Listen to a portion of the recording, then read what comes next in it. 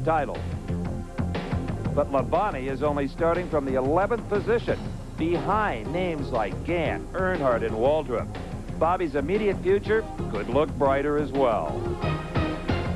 A full field of NASCAR's Busch Grand National competitors are set to challenge each other in this demanding 1.017-mile circuit known as the Rock.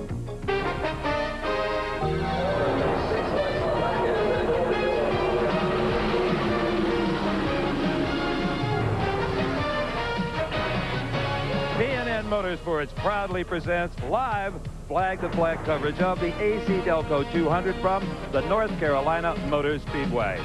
So the BGN Championship essentially has come down to a mano affair between two of the best drivers NASCAR has seen in this division. Hello, everyone. I'm Steve Evans, and I'm with Joe Nemechek, who is leading the points in the 87 car. And, Joe, your strategy here has to be pretty simple. Finish ahead of Bobby Labonte. But in qualifying, we're going the wrong way. You're back here, and he's up there. Well, we had I thought I had a pretty good run in qualifying, and all these quick times kept coming up, and we kept getting bumped back.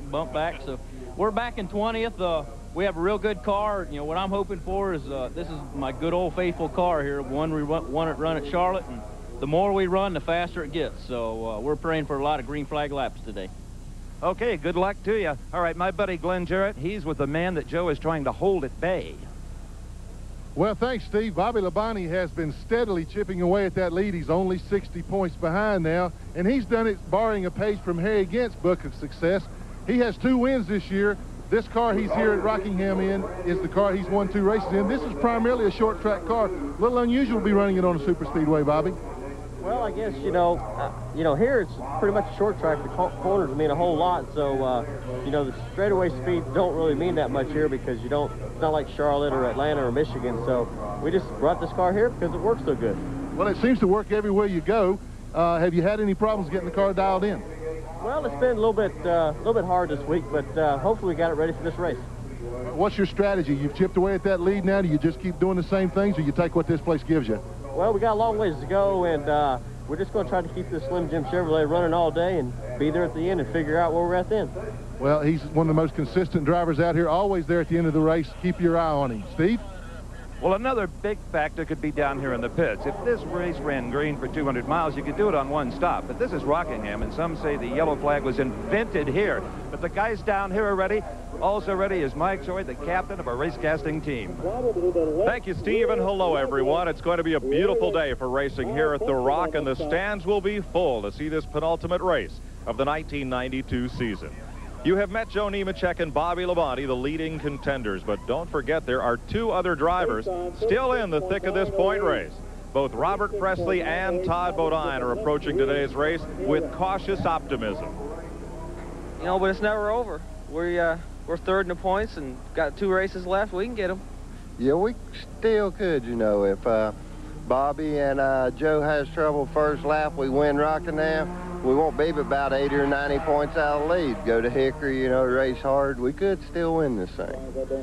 If Lady Luck will just look the other way and smile on these 2 drivers, it could be a 4-horse race when TNN brings you the season finale live from Hickory, North Carolina on November 8th. I'll be joined today by my broadcast partners Neil Bonnet and Buddy Baker, and I've not seen Neil lately. I can hear him in my headset, and earlier he did file a report.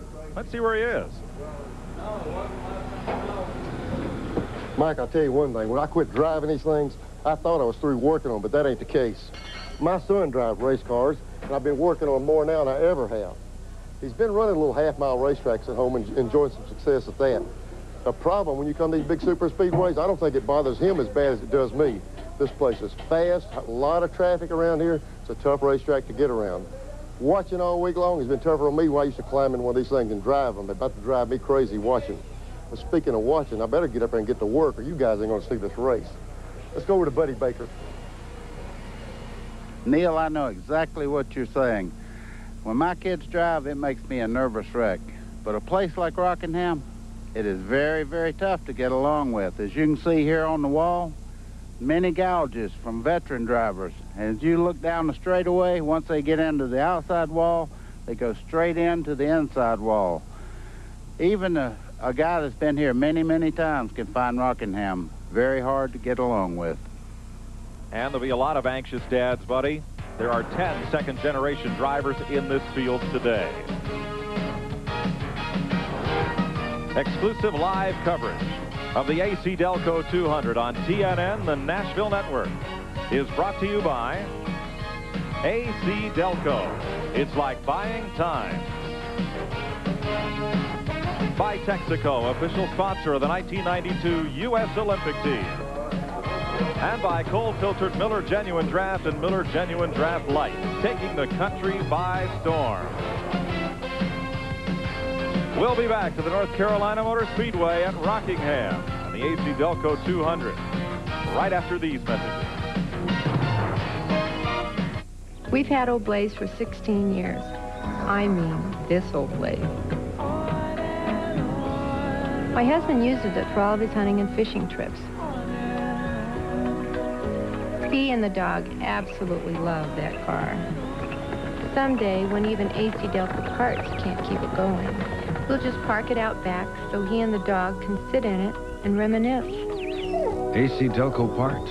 It's like buying time. Last year, Davey Allison added something new to his car. It wasn't wider tires or a slicker shape.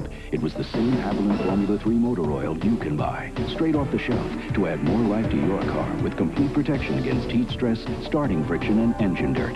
Now, we're not saying it was Haviland Formula 3 that gave Davey the energy to lead more major NASCAR races than anyone last year and win this year's Daytona 500.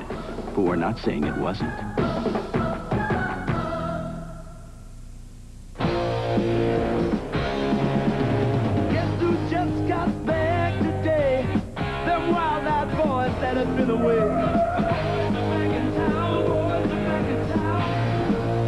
The Miller Genuine Draft Rusty Wallace stock car is back in town.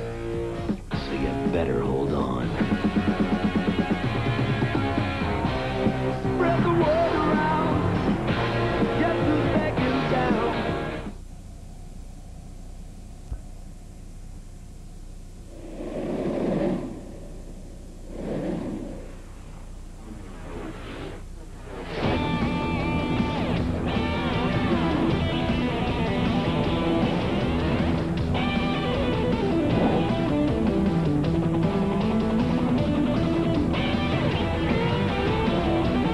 Life's an adventure. The Discovery Channel. It's your world. Welcome back to our live coverage of the AC-Delco 200 from Rockingham. You know, this year the BGN regulars have done a great job of defending themselves against the invading Winston Cup stars. That could change today because qualified fifth on the yellow number 7 car is Harry Gant. That is never good news. You want some more bad news, guys? Alongside Gant is, in the 3-car, Dale Earnhardt, and he still may be a bit intimidating to the younger drivers on this circuit. Right now, let's check in with the news on last weekend's BGN race. Here is Mike Joy with the Haviland Update.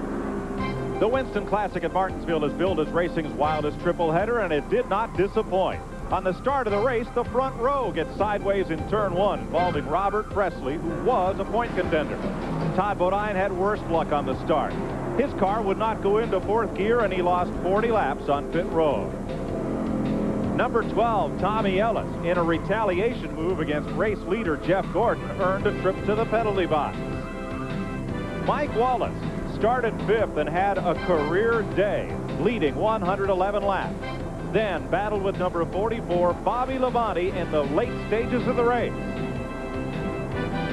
Side by side, they battled for the lead as the crowd came to its feet and stayed there. Finally, Labonte was able to put Wallace away on the outside with just 12 laps to go to beat Wallace and Butch Miller. Suddenly, Labonte is the contender for Nemechek's championship hopes. Todd Bodine and Robert Presley remain mathematically in contention. Jeff Gordon is 5th, and the rest of the top 10 include Kenny Wallace, Butch Miller, Ward, and Jeff Burton, and Tommy Houston. Well, that was then, and this is now. On the pole today at Rockingham, to no one's surprise, the number 1 white Ford of Jeff Gordon, his 11th pole of the year, an all-time record. And Jeff, you said when you scrambled out of the car Thursday, heck, I've been rehearsing that since I was 5 years old.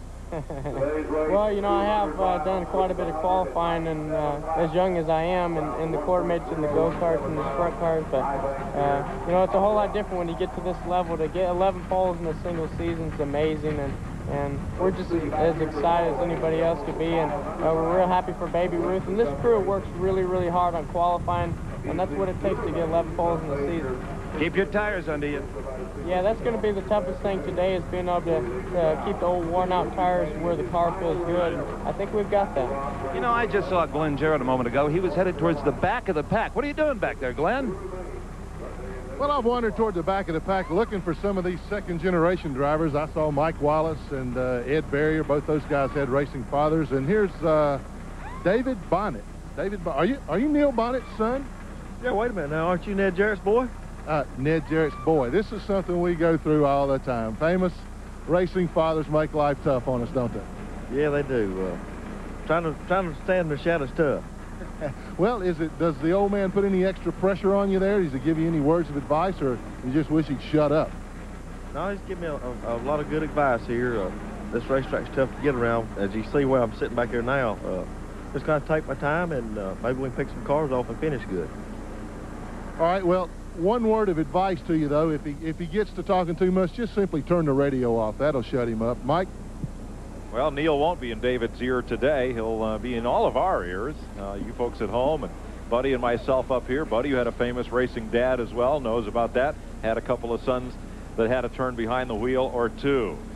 Today at the Rock, there's a look at the weather radar, and you see it is painting absolutely nothing on the screen from out of Fayetteville.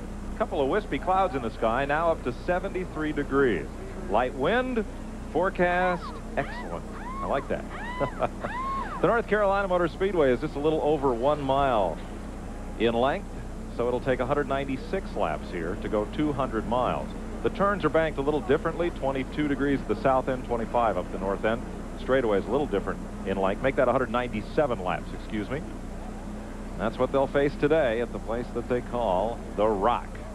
Let's have a look at the starting lineup for today's AC-Delco 200. You're looking at the front row. Jeff Gordon on the pole, broke Sam Ard's record with his 11th of the season. Ward Burton won the race here back in February. In row number 2, 1990 Series champ Chuck Bound and Mark Martin, who won here in 1988. Harry Gantz, a two-time winner here. Dale Earnhardt has been to victory lane 4 times in the Busch Series here at Rockingham. Hot Strickland, runner-up at Michigan in August. Dave Rezendi had a 5th of the Watkins Glen, his best of the year. Then it's Rick Mast and Darrell Waltrip. They'll share the 5th row. In row 6, point-standing runner-up and defending champ Bobby Labonte, last year's runner-up Kenny Wallace. In row 7, with qualifying run for Jim Bound today, and Todd Bodine, now 3rd in the points, a 3-time winner this year. Joe Bessie led 25 laps here in February. He's from Maine. Bill Elliott in his 8th row with him. Tommy Houston, who switches to Ford next year, and there's Robert Presley, now 4th in the points, a 5-time winner this season. Ernie Irvin, defending champion of this race, and the point leader Joe Nemechek way back in row 10. Then Butch Miller, last week's pole sitter. Steve Grissom won up at Barberville, Florida this year. Kenny Schrader looking for his first win in this series this season, and Hermie Sadler, a newcomer. A couple of former ARCA standouts, Tracy Leslie and Bobby Donner in row 13. The new NASCAR modified champ, Jeff Fuller, makes his Busch Grand National debut. Terry Labonte is in row 14 with him. Jimmy Spencer, former modified champ, and the Busch North champ, Ricky Craven. Then it's Ed Barrier and David Bonnet, 2 second-generation drivers in the 16th row, as is Mike Wallace in row 17, and Michael Rich making his 2nd start in a row. Richard Lassiter, Little Rock, back in row 18 with Jason Keller in the Mike Laughlin car. Then Todd Peck out of Pennsylvania, and Shauna Robinson in row 19. David Donahue continues his efforts in Busch racing with Andy Hillenberg, the final qualifier. Jeff Burton was the fastest second-round qualifying driver, had his time disallowed for illegal carburetor modification, and will start scratch. We'll be riding with Kenny Wallace today in the Dirt Devil Pontiac. Hired a car owner Felix Sabates, who had emergency appendectomy surgery this week. Hope they didn't operate on his wallet. The pictures Kenny will show us will include the 360-degree race cam mounted on the roll cage that you see now, and also a look at the roof cam on Kenny Wallace's car. Also, we'll be getting instant pictures from Shauna Robinson in the Polaroid high-definition film. Number 25, the Don Beverly car. And Sean will be showing us these pictures from the 360-degree tilt and pan view in-car camera. And there's one of our favorite shots, that rear bumper cam. That should be an action view today. They're rolling at the Rock and getting set for 197 laps. We'll be right back with the start. Most of our customers come to AutoZone for low prices and for parts they can replace themselves. But many people come because we speak their language. Things like duration and lift and compression ratios, stuff like that. Because a guy who's going to rebuild an engine, he won't buy parts from just anybody. And since AutoZone stocks complete engines, we know what makes them tick inside and out. Sure, we sell our best parts at our best prices every day. But if we know something that's going to help you do the job right, you get that free. The road is the ultimate test. It demands the will, the determination, the energy to go further. At Texaco, you'll find that energy in System 3 gasolines for improved performance in all octane grades. It's not just in our products. It's also in our services. Everywhere you go. At Texaco, we meet the challenge of the road and then go even further.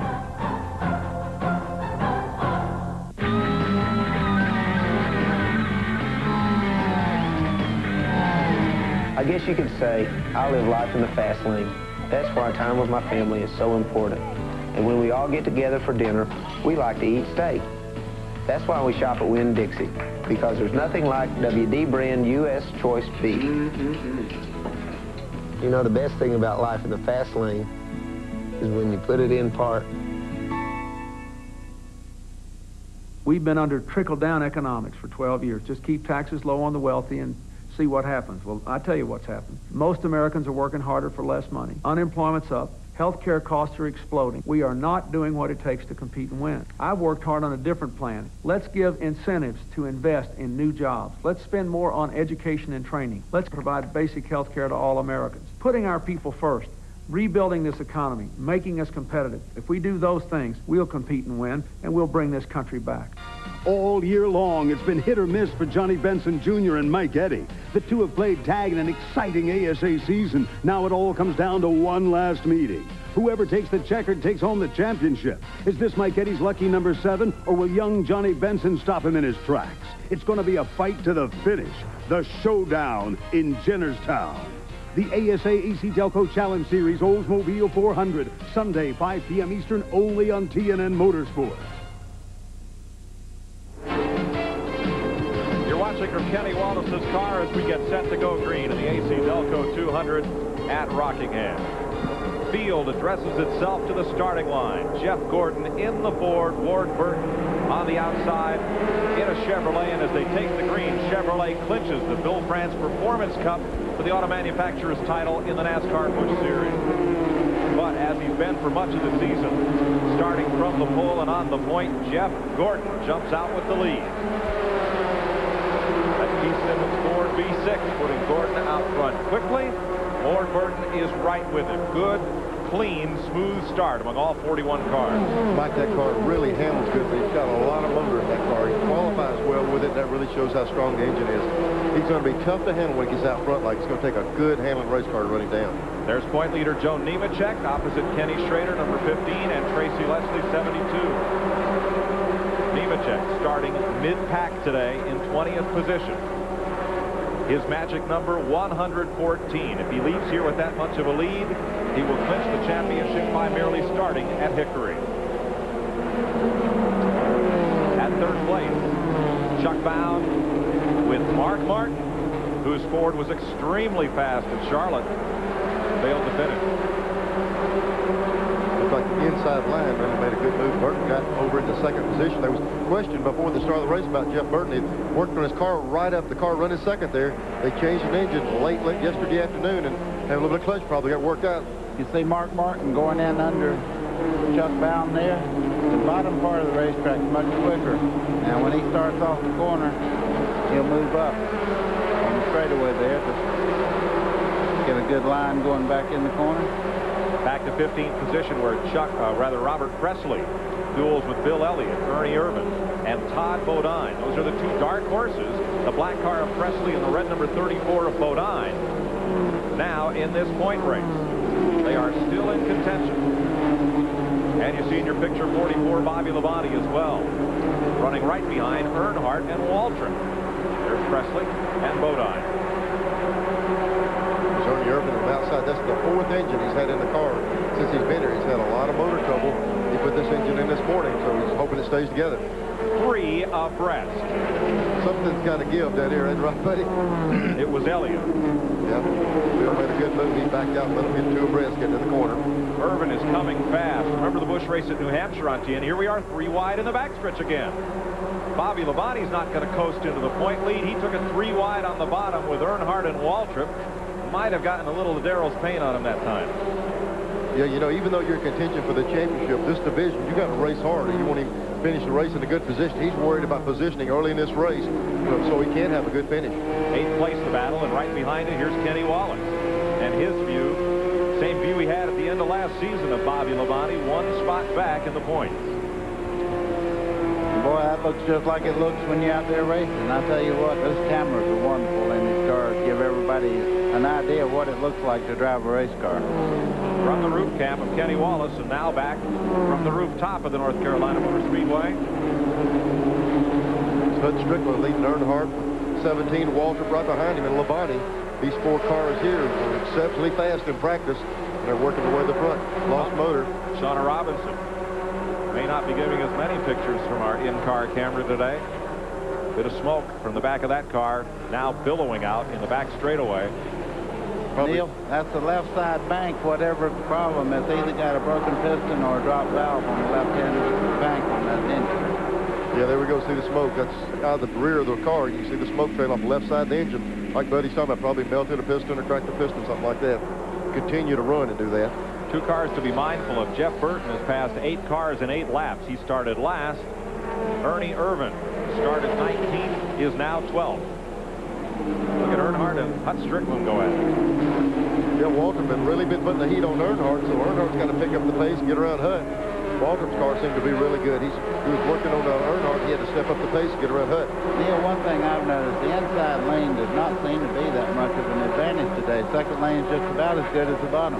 They've been bragging all week long on the radios. You can run high and low, but then they give up some. But they give up equally. You can run low or high, but the tires just give up a little bit after about 10 or 15 laps, but it's the same for everyone. And here comes Labonte. He's moved up past Hut Strickland and moved up into 8th place. Bobby Labonte, and here comes Irvan. He has really stormed from 19 starting spots. I noticed just then that Hut's car is hanging out a little bit. That's why he's up in the higher groove. When this thing starts getting loose on the bottom, you have to move up whether you want to or not. End of the day for Shauna Robinson, apparently. So Irvan coming up now behind Hut Strickland, trying to tow Kenny Wallace with him. They were looking at Ernie Irvan's car. Like I said, he lost 2 motors in practice. He lost some more down here. They were concerned with melting pistons, and when you have a repeated problem, they put that new engine in this morning. They don't know if they have it corrected. It would run 10 or 15 laps and lose a motor. There's a big question mark with a 4. How long will it run with that motor? Well, we saw it in New Hampshire. Irvan just run away from the field, but then succumbed to electrical problems at the halfway point. We are 12 laps into the AC-Delco 200 with Jeff Gordon leading. Here's Chuck Bound, the 4th place car. He's been running a Pontiac much of the season. We asked him why he switched to Chevrolet here. Well, we've been having some trouble lately on the super speedways with the Pontiac bodies. But I think it's largely due to we haven't been in a wind tunnel in 2 or 3 years. Without that opportunity, we went ahead and just tried a Lumina body on one of our same old race cars. And it's driving pretty good. I really like it. The road is the ultimate test. It demands the will, the determination, the energy to go further. At Texaco, you'll find that energy in System 3 gasolines for improved performance in all octane grades. It's not just in our products. It's also in our services. Everywhere you go. At Texaco, we meet the challenge of the road and then go even further.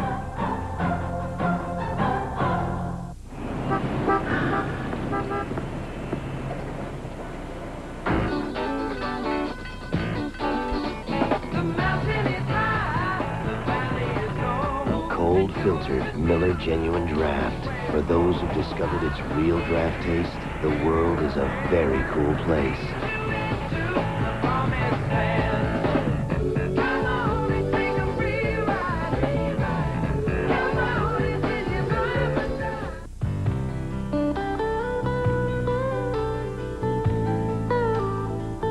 All of these championship-winning drivers have one thing in common: Goodyear Racing Eagles.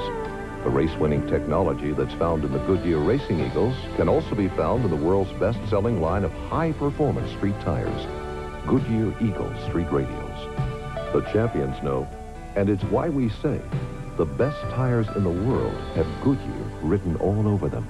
If you like spicy chicken, Dave Thomas's new spicy chicken filet sandwich at Wendy's is hard to resist. Dave, spicy? That's intriguing. Try Wendy's new spicy chicken filet sandwich today. When you're hot, you're hot. She's a national treasure. Join host Barbara Mandrell in an all-star lineup for Hats Off to Minnie, America Honors Minnie Pearl. Monday night at 8 Eastern on TNN. 18 laps completed at the North Carolina Motor Speedway. Watching Darrell Waltrip and Bobby Labonte going at it for 6th spot.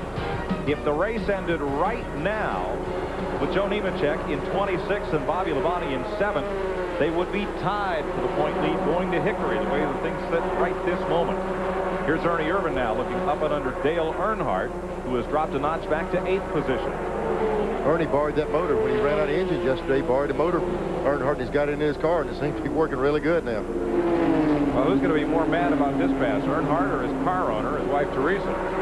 I think what the deal is, Ernie's car is handling it extremely Trouble well. turn 2. One car goes sliding around, and everybody takes evasive action.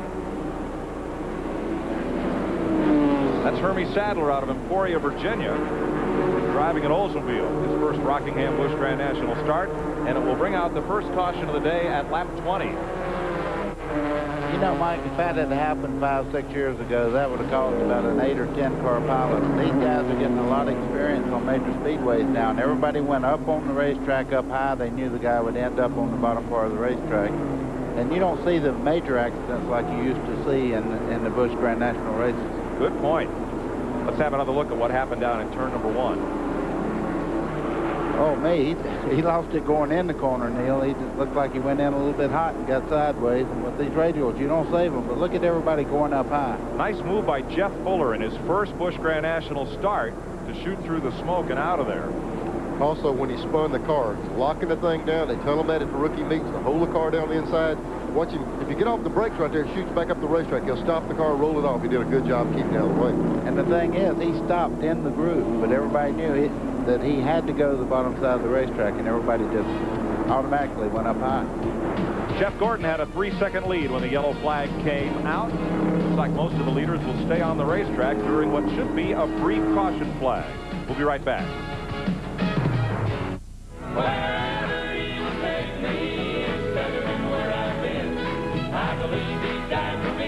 The Statler Brothers Shake the Rafters.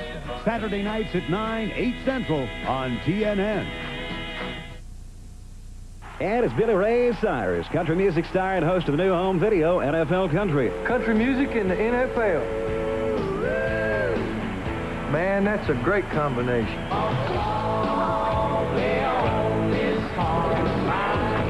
Girl, that guy. Hey, Billy, tell him about the Super Bowl sweepstakes. Well, the grand prize is a VIP trip for 2 to the 1993 Super Bowl, hosted by me.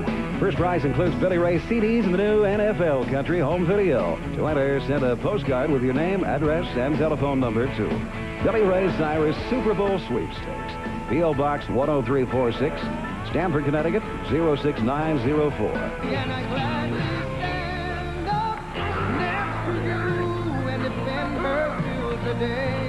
And send in your postcards. This TNN sweepstakes brought to you by Castrol GTX. Welcome back to the North Carolina Motor Speedway. Mike Joy with Neil Bonnet and Buddy Baker. Steve Evans and Glenn Jarrett on pit road. Jeff Gordon has now led over 1,100 laps this season. Robert Presley second in that category with 739 laps led. This is the 17th race that Gordon has led this year. Nobody else has led more than 9 races. Look at Joe Nemechek's car. He's mired back in 26th position right now under this first caution flag of the day for a harmless spin by Hermie Sadler. Let's find out from Glenn Jarrett what's going on. Well, Mike, I came down to Joe's pit to check, see if there was a problem. As Bobby Labonte had gone forward in the field, Joe was backing up. Everybody down here says he's okay.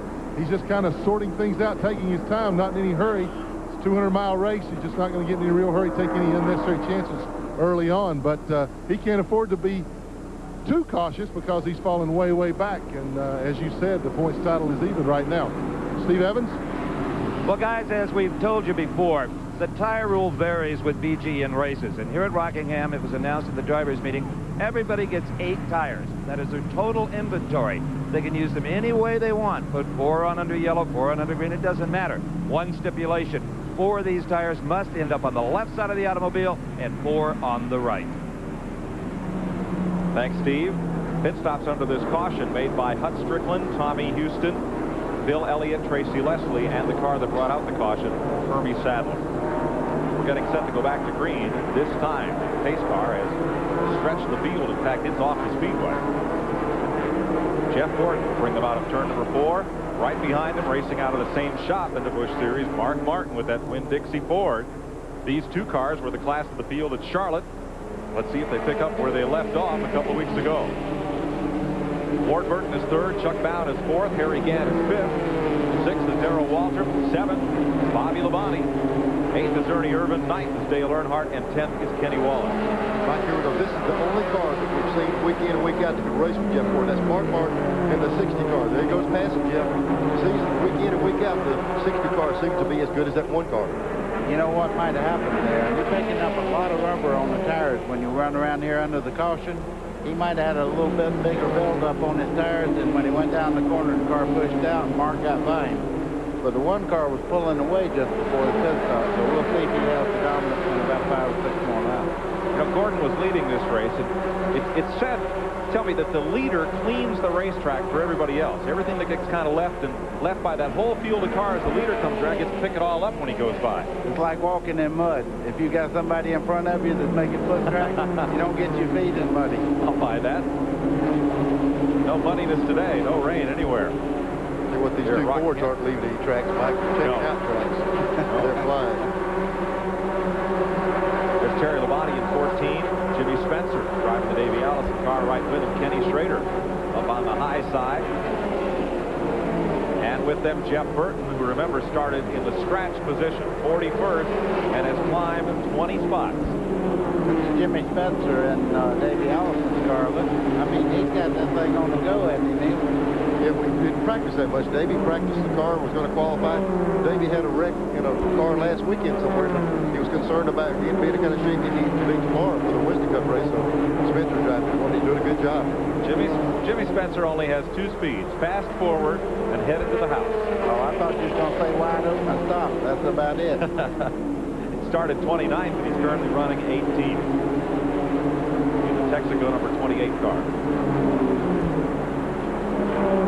Rick Mast right in and amongst that group. The 8 car right there behind Schrader one's really been coming through the field. He's real strong right there. 3rd place battle. How about 3rd, 4th, 5th, and 6th place battle? They're all in 1 right here. Ward Burton, Chuck Bound, Harry Gant, and look at Ernie Irvin. He has flown up through this field after starting 19th. Looks like the fuse might be a little bit longer on this motor. Darrell Waltrip is there, and so is Bobby Labonte. Labonte now 8th after the restart, and Nemechek 22nd. Harry Gant beginning to move up on the racetrack. His car must be a little bit loose, and he's giving it a little bit more head going in the corner and using a little more racetrack. And there we go, the change for the lead. Buddy was speculating a while ago that the 1 car was pulling away, and after he did get some laps on the tires, he was able to pass while Mark Martin take the lead. Only 1 caution flag thus far, 2 lead changes. Gordon started on the pole. Harry's fixing to get dangerous. He gets up on the top part of the racetrack. He uses more racetrack, but he gets around them, no matter how bad the car is handling. Gant in the Mac Tools Buick goes on past Ward Burton, the Gwaltney's car. And Ernie Irvin is glued on a Gant's back bumper. Here's Robert Presley and Todd Bodine, again the two dark horses for the point chase, and they are running in tandem in 11th and 12th place, trying to get to the front. Presley worked all yesterday afternoon on trying to run high where we saw Harry Gant a while ago. Presley was trying to cut that high groove in. He couldn't quite get it working right. Now those two guys can't run like the Pointer sisters. They've got to go for all of it. It's win or bust. Well, that's a nice approach to have racing. When you come in and say, man, I need to really think about points, or I need to do this, the thing to do is you need to race. And they just got to throw the stuff out the window and go after them. They don't have anything to lose. Let's go back up to 3rd place, where Chuck Bound trying to hold off Ernie Irvin and Harry Gant. The lap before that, Mike, I thought Harry had a little bit of trouble. The 4 car was putting a little bit of heat on Ernie. He was giving a little bit of trouble, and he just moved over and let him by it. And Harry's going to try to cut that outside lane in. If anybody can do it, Harry can do it. What he does, if he ever gets that line cut in the racetrack, his straightaway speeds are a lot faster by using more racetrack. So, you know, if he can get it cut in and other people move up with it, he'll be a factor in just a little while. This battle for 3rd, 3.5 seconds behind the leader, Jeff Gordon. We told you earlier that Chuck Bound had switched from Pontiac to Chevrolet. Note that Ernie Irvin, who drives a Chevy on Sundays on the Cup circuit, is in an Oldsmobile for today's race. With a Buick motor. They better get it straight. We were seeing motors switching around all week. So if it's got something that says GM, you put it in any car and let it rip. And Harry Gant, who drives an Oldsmobile on Sundays, is in a Buick today. Going to be some changes in the rules for this series. We'll talk to you about that a little later. Bill Elliott, the veteran, battling Jeff Fuller, the modified champ and the rookie here. We asked Jeff Fuller yesterday about making his first Busch Grand National start after clinching the mod title. I really can't let the pressure get to me. They're not putting any pressure on me whatsoever, and I really don't feel like there's much pressure at all on me because it's not like I'm running for the modified points anymore. We've already got that championship sewed up. So I just got to kind of relax and go with the flow. Last year, Davey Allison added something new to his car. It wasn't wider tires or a slicker shape. It was the same Haviland Formula 3 motor oil you can buy, straight off the shelf, to add more life to your car with complete protection against heat stress, starting friction, and engine dirt. Now, we're not saying it was Haviland Formula 3 that gave Davey the energy to lead more major NASCAR races than anyone last year and win this year's Daytona 500. But we're not saying it wasn't.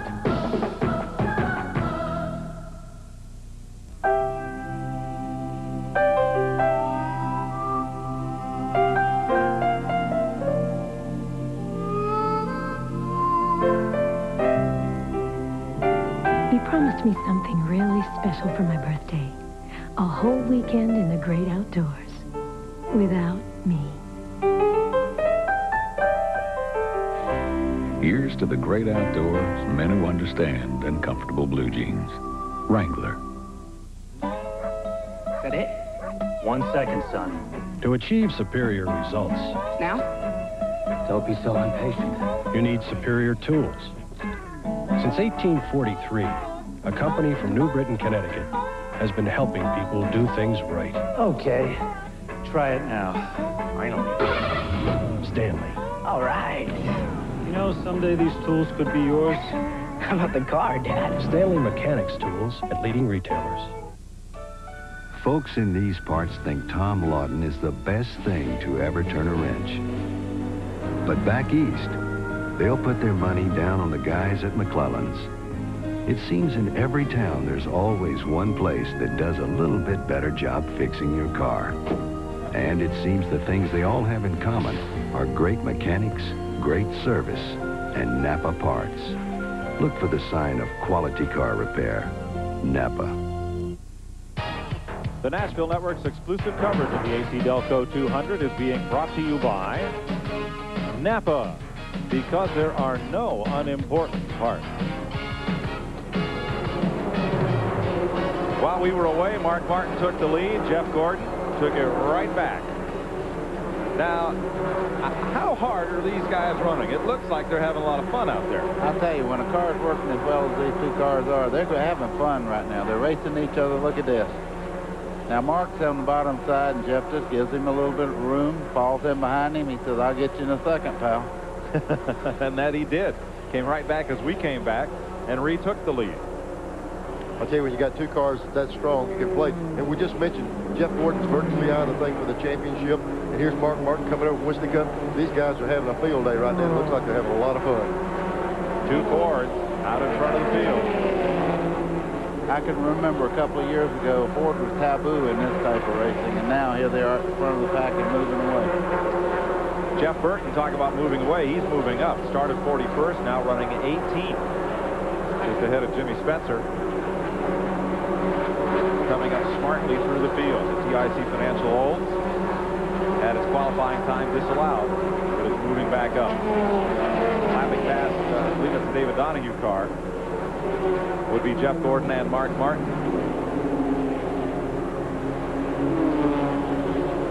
If you added up all the couldas, wouldas, and shouldas that Jeff Gordon had this year, we wouldn't be talking about a point chase right now, would we?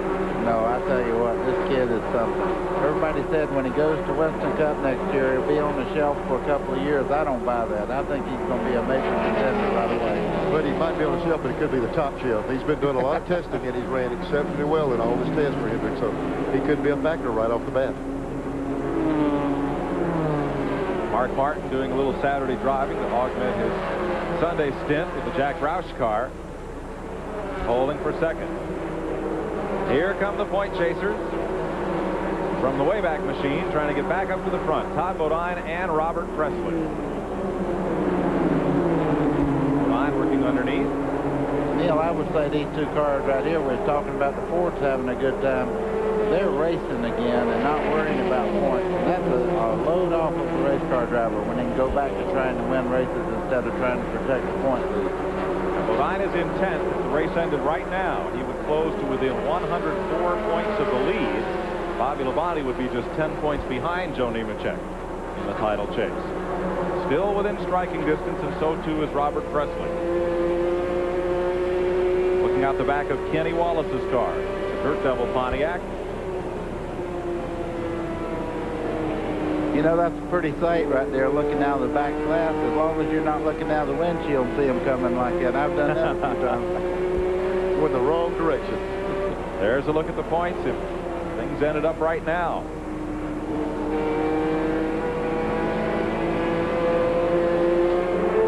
I'll tell you what, that's a lot of heat on this 36 car right there.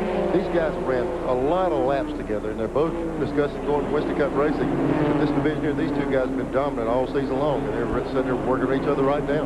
We had a softball game the other night for Clifford Allison's family, and I tell you, the Busch Grand National guys almost beat the Winston Cup drivers, but the main thing, we had a tremendous turnout and over $20,000 for the family.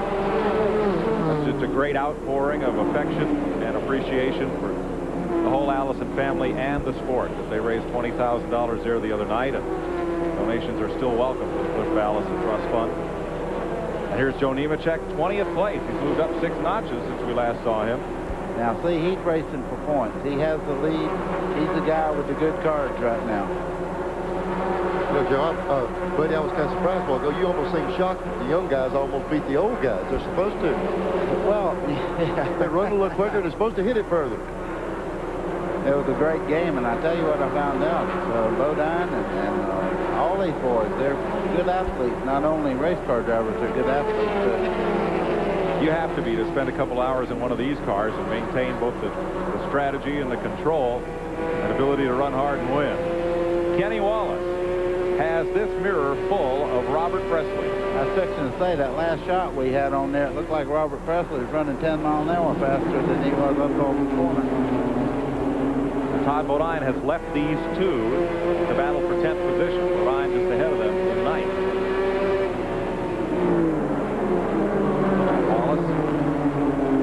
Presley. Kenny moves up to Winston Cup next year. Dirt Devil will go along as sponsor. Robert Presley, as of the moment, intends to spend next season in this Busch Grand National division and contend for the championship.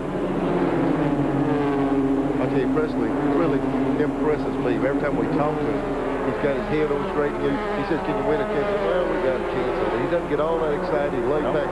But man, I tell you, he's a racer. He might not be leading this race, but there's so much potential in the 59 car for that guy to do what he was doing his career. Back up front, Mark Martin keeping close tabs on Jeff Gordon. Mark Martin has led 9 races in 13 starts, has 1 win this season, and came right here in the spring race. Something I don't understand that. I mean, that looked like effort was passing there. Unless they are putting on a show, I don't know what's going on there. Well, we said they were having a good time a while ago. They might be giving those hand signals. You lead a little bit, and I'll lead a little bit. Because they actually work hand in hand with those cars. The guys work together, and they're capable of doing that, passing the lead around. Let's go back to 5th place, where Darrell Waltrip's trying to hold off the number 2 point man, Bobby Labonte. That's going to be the guy I think is the sleeper for the championship. Well, not a sleeper because they won it last year, but look at this car, how well it's working, Neil. He closes in on Darrell like 2 or 3 car lengths getting in the corner. Great motors in this car, and that boy is a heads-up driver. At the North Carolina Motor Speedway, 56 laps have been completed of 197. The Fords are out front. If you've been watching TNN, you know about the TNN Explores America Sweepstakes. We're giving away a Winnebago Brave, a Dodge truck, trips to Hawaii and Alaska. But did you know that 150 people can win TNN Explores America travel packs? A duffel bag, a t-shirt, bling camera, a Shoney's coupon, and the Cooking with Southern Celebrities cookbook. To enter, call 1-900-370-4TNN or send a postcard with your name, address, and phone number to this address. Each call costs 95 cents per minute. With all these prizes and chances to win, get your entries in soon for the TNN Explores America Sweepstakes. Racing. I can't explain it. You're kind of in a limbo zone. Time's different. Speed's different. Everything works different. It sounds totally cosmic. It's out there somewhere. Kyle Petty and Mellow Yellow. There's nothing mellow about them. When your engine is working hardest and needs protection most, Castrol GTX is the only leading motor oil that meets the world's toughest requirements for viscosity breakdown in every grade. Fact is, the only way you can get that kind of performance from any other leading brand of oil is like this. Castrol GTX, engineered for today's smaller cars. Try Castrol Super Clean for tough, greasy jobs. If it won't come clean with Super Clean, it won't come clean. Today, performance cars come in a variety of designs, sizes, and even prices. So do Goodyear Eagles, the world's most successful line of performance tires. There are all-season Goodyear Eagles, new ultra-performance Goodyear Eagles. There are Goodyear Eagles for the classic and for the contemporary. No matter what performance car you own, there's a Goodyear Eagle priced for you. It's another reason we say the best tires in the world have Goodyear written all over them. Driving Country moves into high gear with 2 of country's hottest stars. A surefire combo guaranteed to send hearts racing. Starring Steve Warner. Once the flames are burning bright, there's no running from the light of a midnight fire. And Tracy Lawrence. Yeah, I'm always running. I'm always running behind. Driving Country today at 6:30 Eastern on TNN.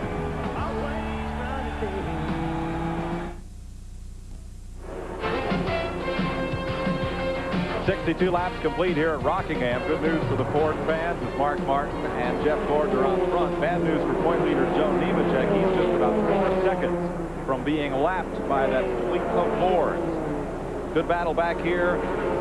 Back at 18th position is number 8, Jeff Burton, trying to fight his way through this pack of traffic, led by Jim Bound, who had a good qualifying run. Ward Burton, who started outside pole number 27, has dropped well back in the field. 5th place race. Darrell Waltrip at 17, the Western Auto car, the Slim Jim car of Bobby Labonte. Picked up an important win last week in Martinsville, Virginia, in the Winston Classic. Really narrow up the point lead. You know, you're showing Darrell right there. You talk about a driver that knows how to accommodate a slick racetrack. Now, he's one of the best. And when they said 8 tires, I started thinking Darrell Waltrip might be a factor in this race. Because he'll get the good out of his 8. He won't be sitting there spinning the wheels and burning them up. Him and Gaines also really takes care of that car. And later in the race, we're going to hear about it. That 93, the blue and white car, is the Auto Palace car of Joe Bessie from out of New England. Burned up the NASCAR North Tour and having a good run here today. Jeff Burton going to follow along underneath. They're moving up on Richard Lassiter, who's a lap down. We were a little tough on Richard last week, and perhaps should be mindful of the fact that everybody's trying hard out there to do their best. Look at these two brothers. They're very close in the points, and look at them race each other. You know, they remind me of Bobby and Donnie when they used to run. They'd race each other harder than they did anybody else. That's Jeff Burton in 8, Ward Burton in 27. Here's a field standing update brought to you by Napa, because there are no unimportant parts. These standings as of 50 laps right now, we're running lap 67 of 197 today.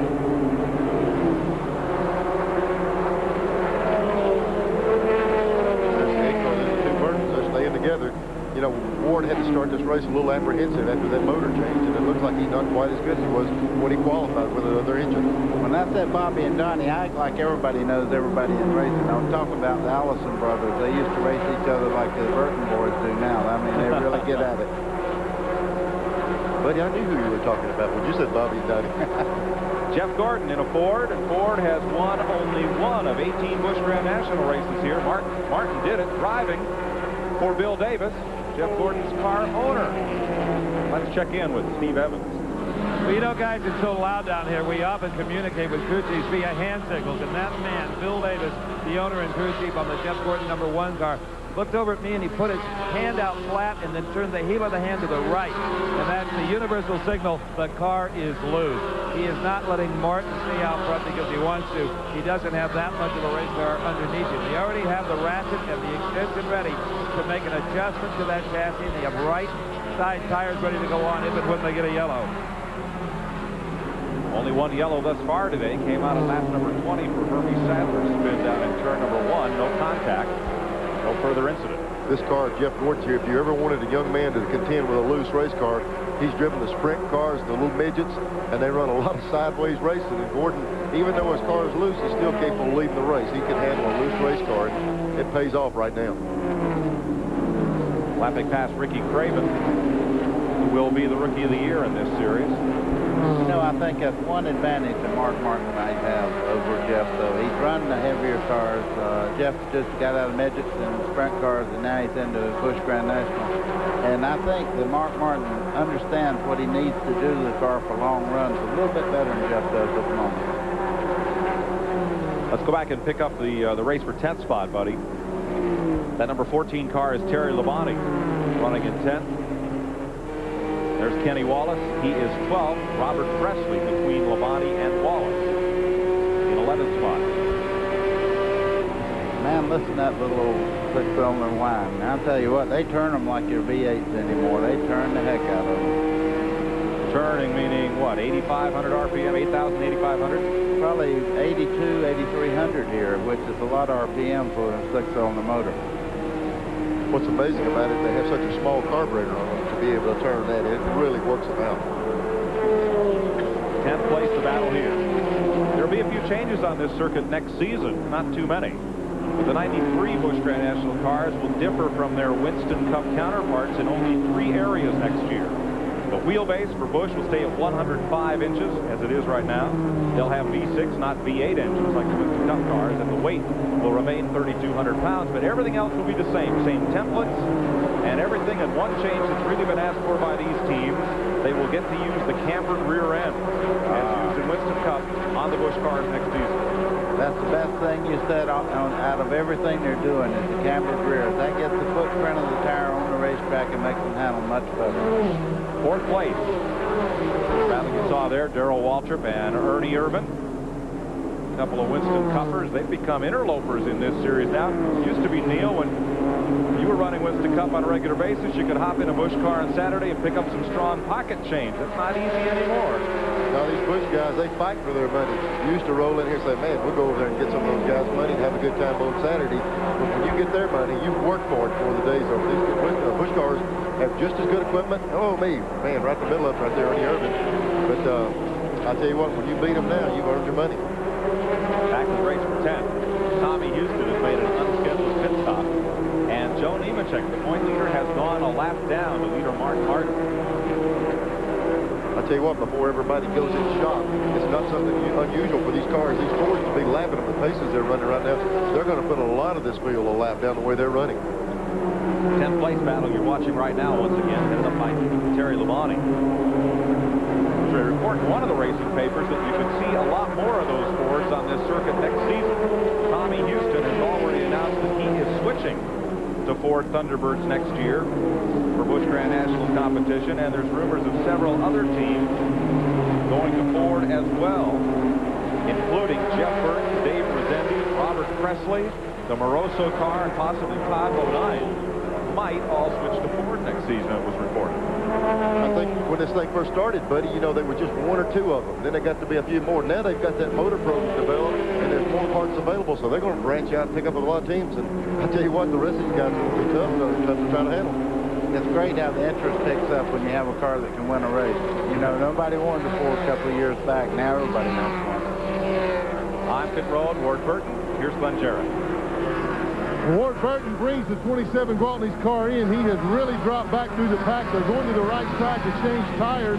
I saw one of the guys, but they got too many men over the wall right now. As soon as one comes back, and there he goes to make that chassis adjustment. The car evidently has gotten real loose.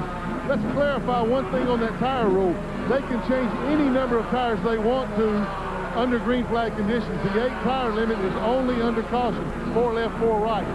They're having some problems now. They had a problem getting the jack down, so this is real costly. He's even having a problem keeping the car running, so bad pit stop for Ward Burton.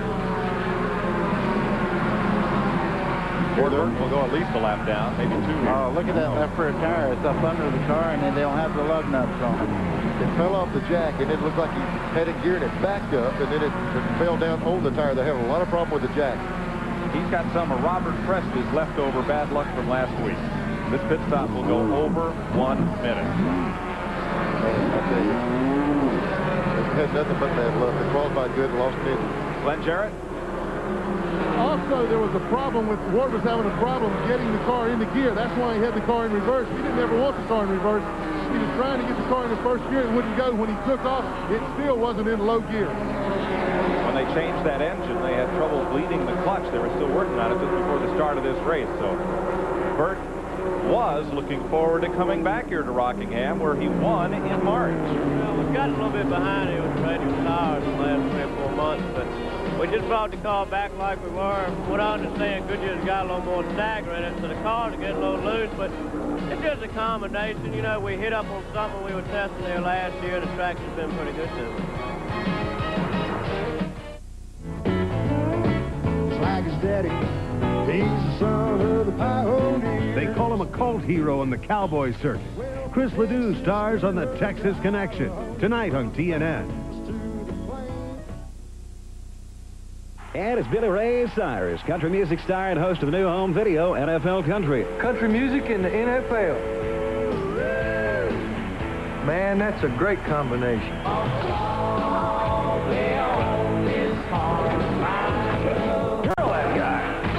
Hey, Billy, tell them about the Super Bowl sweepstakes. Well, the grand prize is a VIP trip for 2 to the 1993 Super Bowl, hosted by me. First prize includes Billy Ray's CDs and the new NFL Country home video. To enter, send a postcard with your name, address, and telephone number to Billy Ray Cyrus Super Bowl sweepstakes. P.O. Box 10346, Stamford, Connecticut 06904.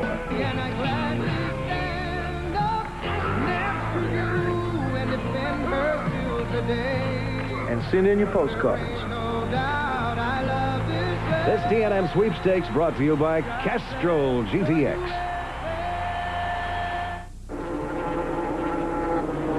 We are under caution, and you see the reason why. Bobby Dotter had made a pit stop under the green flag. One of those tires got away and kind of had a mind of its own. It was going to roll back to the factory in Indiana and got as far as turn 4. So out came the caution. They have the flag out right now, not allowing anyone to stop until they get that tire out of the way. So this guy, he's not sure whether he wants to run across and get that thing yet. You know, Mark Martin had built up almost a 3-second lead over Jeff Gordon's car, so he had everything going for him. He didn't want to leave the show, I'm sure. Pit road has been opened, and the 2 leaders will come down pit lane. Martin and Gorson, so will Harry Gant and Darrell Waltrip. Ernie Irvin is in. Bobby Labonte will come to pit lane. Todd Bodine is in. Chuck Bound, Dale Earnhardt, Terry Labonte, Robert Presley, Kenny Schrader, Kenny Wallace, Dave Resendiz all making pit stops as we watch the Winn-Dixie crew working. And the Bill Davis crew. We saw him on Mark Martin cranking some wedge in that car. Not only was the one car a little concerned, Mark Martin made some big chassis adjustments on his car. You know, the great cars there, Neil, you change them all day long. No matter how good the chassis is, you have to chase it all day and hope you end up with the best car on the last pit stop. You're real content. You go way back to the rear a lot of times. You got to be willing to make those changes. Martin will lose a couple of spots on the racetrack after that pit stop. Harry Gant gets out first. Martin will be second. Jeff Gordon third. We go back to green. 86 laps complete. Sneaking up on halfway here. Joe Nemechek stayed out on the racetrack. Not sure if he got credited with leading that lap. He is not the leader. He was a lap down, and that will get Nemechek perhaps on the tail end of the lead lap. But now that he's made his pit stop, he'll fall back in line. Him staying out there, he didn't make that choice. If you're a lap down, you're not allowed to stop with the leader, so he had to make that extra lap before he come in the pit. Vic Kangas has the wrench on the right rear of Nemechek's car. He looks like he's just playing with it, though. He's not ripping. Let's see, 1, 2. That's not too bad. Let's go see if he does some on the left rear. He did one on the right rear. He might do it. No, he's content with one chassis adjustment. Steve Evans? Well, Bill Davis, Jeff Gordon got the yellow. You all got the yellow you needed just about the right time. Yeah, we needed it. Mark's running awful hard. He's setting a heck of a pace. But I think we'll be all right. We adjusted on the car, tightened up a little bit. With the sun out, we're too loose. So we should be better. Okay, we'll be watching. Thanks. Average speed of this race was 128 miles an hour at the time of the caution. Sam Ard holds the record, 116. Harry Gant, this man, holds the record for this race, 111 miles an hour. Average speed. This caution will slow things down a bit, and Gant will be the leader. Oh, boy, I tell you what. He's one of the hardest men in the world to run down when he's out front like that. Mac Tools Buick, Ed Whitaker car. Up front, Len Jarrett. Well, I'm in Bobby Labonte's pits. Bobby came in for a routine 4-tire change. They didn't have to make any chassis adjustments. One of the things we got to look at now, guys, we've run well past 85 laps, and that is if this thing goes green the rest of the way, will they have to make another stop? I asked Bob Labonte. He looked at the scoreboard. He said it's really, really close. So you're going to see some guys try to stretch it the rest of the way if we don't have another caution flag. There's Labonte, second place point man. He would be 22 points behind Joe Nemechek if they drop the checkered flag right now. Todd Bodine would be 85 laps back. We'll be here tomorrow live on TNN with the AC-Delco 500 for the NASCAR Winston Cup cars. Kyle Petty on the pole for the 5th straight race at Rockingham. You'll see it live, 12:30 Eastern, 11:30 Central, only on TNN Motorsports. We're under caution, and we'll be right back. Harry Gant leading Mark Martin and Jeff Gordon. After a season of hard driving action, man, I sure could use a vacation. Join Rusty Wallace, Ernie Irvan, Kenny Wallace, and other NASCAR personalities for the ultimate race fan vacation. Enter the 1992 Miller Genuine Draft Racing Cruise Sweepstakes and win a week-long all-expense-paid cruise for 2 to the Caribbean, where you'll sail in luxury aboard the SS Norway of Norwegian Cruise Lines. You'll fly round trip to Miami, your port of departure to the exotic world of St. John, St. Thomas, and St. Martin. Or win a Miller Genuine Draft Racing jacket, T&N cooler and cap. Or win an Inside Winston Cup Racing t-shirt and cap. No purchase necessary. To enter, send your name, address, and phone number on a postcard to Miller Genuine Draft Racing Cruise Sweepstakes, Post Office Box 10371, Stamford, Connecticut 06904. You must be 21 or older to win. Entries must be received by November 17th. Winners announced November 28th on Inside Winston Cup Racing.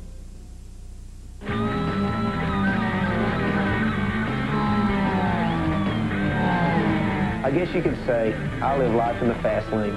That's why time with my family is so important. And when we all get together for dinner, we like to eat steak. That's why we shop at Winn-Dixie, because there's nothing like WD brand U.S. choice beef. You know, the best thing about life in the fast lane is when you put it in park. What's cherry red? Loaded with extras and purrs when you floor it. Guess again. It's the Dirt Devil Power Pack, a powerful compact vacuum with a revolving brush and handy tools for all your cleaning needs. So get the Dirt Devil Power Pack and get rolling.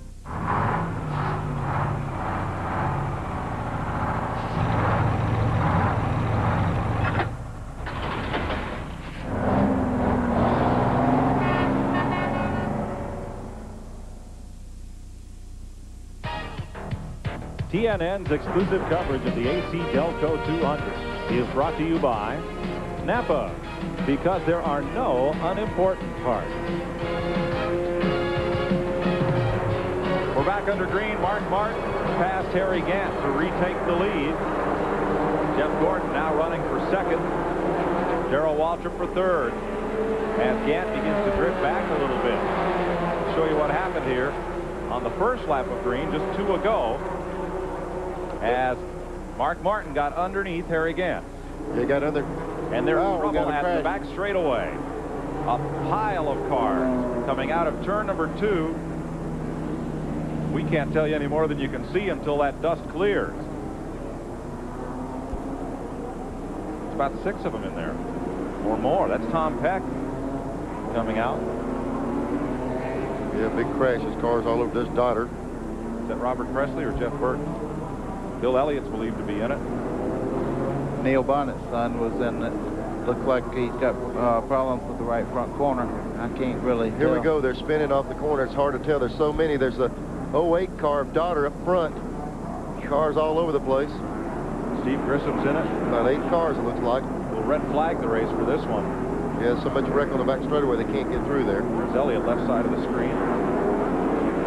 The problem there, you see the smoke. If you're coming through there and you're a car length back, you can't tell what's going on. It's no different than us sitting here trying to make the call what happened. We can't see it to tell you what happened on the track, and when you drive the race car, it's just going into fog. You can't see what's going on. See if we might get a different view or an earlier view of how that one got started, but the red flag will come out here at lap number 95 because the backstretch is pretty much blocked. 32 cars. We've got a picture Yeah, of that. that's Hermie Sadler on the back straightaway. David Donahue's car is also stopped there. Bill Elliott has made it to pit road, you can see. With part of his car. Really a lot of damage front and rear on the car. Folks, the reason they red flag the race, they have a lot of debris over there, and it's useless to take all these cars by there, maybe get a cut tire and somebody not realize it and start the race back and then have a big incident from it. David Donahue, number 96, the green and blue car you saw there. Piece of debris out on the racetrack. And Bill Elliott's behind the wall. Glenn? Bill Elliott has brought the Budweiser Ford in. You can see the tremendous damage to the car here. Bill, what happened out there? Let me get my helmet off. Okay, he's still unhooking right now. You can see that, again, you saw the tremendous damage to the front of this car. It's just as bad on the back end. It's amazing this thing is still rolling. Now Bill is unhooked there. Bill, what happened out there?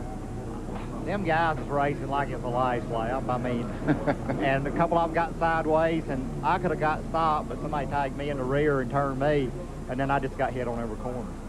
Well, you can hear the tone in his voice saying he does not approve of what went on, and rightfully so at this point in the race. Well, better luck tomorrow for Elliott when we show you the AC-Delco 500 flag-to-flag live. Steve Grissom is in there. Here we go. We'll see if we can get a little bit better shot. We see him coming off the corner. It looks like the 8 car. Otter, 08. 08 got sideways. There goes Presley by on the outside. And Fuller by on the outside. Fuller. He makes it through. And this is when the daughter's coming back up across the racetrack. There's Elliott. He said he got hit in the rear. We saw him get sideways. Yeah, coming in there. There was the 31 of Grissom. Here's the other shot back straight. We might see a little bit better, buddy. I could see a little more of what happened. Daughter's car was hit by a white car. I cannot make out the number, but he was tagged in the left rear corner, and that's what started all this. Yeah, then they're out there at the wall. I see David climbing the wall out there. He just ran out of room. He almost had that miss. Yeah. That's exactly where I did my opening for the show, folks. I tell you, that's a very narrow place coming out there. There's 4 lanes there, but there's only about a car length that you can use. Yeah, buddy, I promise them. You didn't go out there and put them stripes down. They put them down there every day. All that skid marks on that track. And there's more now than there were a while ago. You saw Steve Grissom's car in that. To say a quick hello to Darren Campbell off the Steve Grissom team, who's in Riverview Hospital after an industrial accident. Hope he's well soon. Steve with 1 win this year out of this race. We are red flagged at 95 laps. We'll update you from the incident scene and along pit road in a moment. Mark Martin leads under this red flag stoppage for the accident on the back straightaway. We'll be back to North Carolina Motor Speedway right after these messages. Well, I drive a race car for a living. I depend on the parts and pieces in my car. And I feel so confident knowing that Pennzoil is protecting the moving parts inside of my engine. Pennzoil's quality and protection give me the confidence I need to do my job without second thought. The protection that Pennzoil offers this race team makes us feel great. That's why I have the confidence to use it on the street and in my race car. I recommend Pennzoil to everybody. Pennzoil, performance, protection, quality. Guess who just got back today? Them wild-eyed boys that had been away.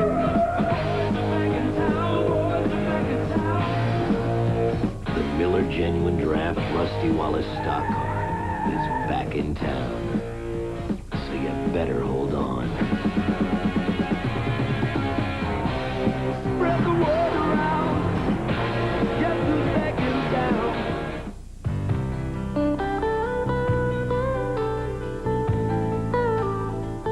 All of these championship-winning drivers have one thing in common: Goodyear Racing Eagles.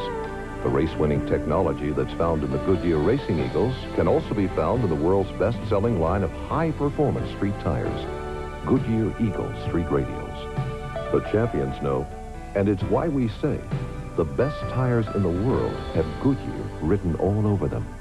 You're on low, standard time. Grammy winner Kathy Mattea hosts American Music Shop with her guest, newcomer John Gorka. Said I woke up this morning, then your baby blues was on my mind. And acclaimed songwriter Guy Clark. I don't love you much, do I? Just more than anything else in this whole world. American Music Shop, tonight at 10, 9 Central on TNN. Sunday, live on TNN Motorsports. The Winston Cup season is almost over on TNN, but not the amount of action. While everyone's keeping their eyes on Dale Earnhardt, Dale's racing his heart out. Davey Allison's got a watchful eye on the clock, and handsome Harry Gant just keeps on plugging away. NASCAR's hot in the country. Live from Rockingham, Winston Cup AC-Delco 500, Sunday, 12:30 p.m. Eastern, live, only on TNN Motorsports. We're back at the North Carolina Motor Speedway with the AC-Delco 200. I'm Mike Joy with Neil Bonnet and Buddy Baker. Steve Evans and Glenn Jarrett have had a busy time of it down along pit road. Let's go back toward the hospital area. Well, I'm standing by with Steve Grissom. First of all, Steve, glad to see you're okay. What happened back there? Oh, yeah, I'm all right, Glenn. I just come off turn 2 there, and the car got sideways and sort of backed off. And everybody was pretty tight there and wasn't nowhere for anybody to go, and it just kind of started stacking up and turning around from there. Well, glad to see you're okay. Hope you have better luck next week. Some of the other guys were in there. There didn't appear to be anybody really seriously injured, maybe a couple of them shaken up. No, but everybody that was in there when I was in there is all right. Well, that's good to hear. Another driver has stepped out now. Hermie Sadler appeared to be the guy who was the most dazed. He did walk in the care center under his own power. He will be out shortly, and we'll try to get a word with him. Let's go to Steve Evans. All right, guys, I'm with Vic Kangas, who's crew chief for Joe Nemechek. You're down a lap. Those aren't happy words. No, it's not. We had anticipated the weather being just a little bit hotter than what it is, and we put too tight a setup in the car for this, this type of weather condition, and we made some adjustments on that last pit stop, and hopefully we can get back on the lap again. Well, no one likes to see these red flags, but you wouldn't mind seeing maybe a couple of more yellows before this thing is over. You're right there. Yeah, we're going to try real hard to get the Texas Pete Lazito Chevrolet back up front, and we need to do that for the championship points, plus, just to salvage a good finish out of this thing. Thank you, Vic. All right, back to Glenn Jarrett. And now Bobby Dotter has stepped out of the care center, and he is okay, but I think he knows what happened. Bobby, tell us about it. Well, I was running on the outside, and coming off the corner, it appeared as though the 20 car, Jeff Fuller, got into the back of me and turned me around, and I pretty much blocked the track up, and everyone just started wrecking from there. All right, the other guys that are in there, though, Steve Grissom said it looked like everybody was okay. Doesn't look like anybody's too seriously hurt. Yeah, I think everyone's pretty much okay. It's not real hard contact in a lot of the cases. Cars just sliding around. Been kind of a tough year on you. You've had several of these big crashes. Lately here, we went the first part of the year without much crashing, but things have turned around here lately for the worse. But I just want to hang in there and thank the head of helper this weekend, and Debbie Hanatonsky supplied some money for us to come to this race, and we're just sorry we couldn't do our better job. Well, better luck next time at Hickory. Steve? You know, I have a question for Buddy and Neil up there. Guys, you know, when you drive your passenger car and it's a fairly warm day and you're cooking along okay and you shut it off, all of a sudden with that hot water just sitting in the block and the water pump not circulating it, your temperature gauge goes up dramatically, and sometimes the car can become hard to start. Is that a problem here? It shouldn't be a problem on a major speedway. On the short tracks where you don't get air through the radiator, you build up a lot more temperature, I think, than you do on a major speedway. But the big problem is they run a bunch of, they have electric fans on these cars now, so they can run those things and get them cooled down before they even cranking them up. Buddy, I think the only thing is, Steve, the only thing I would think would be a problem, we see them before the race with these little bitty electric generators keeping the oil temperature warm.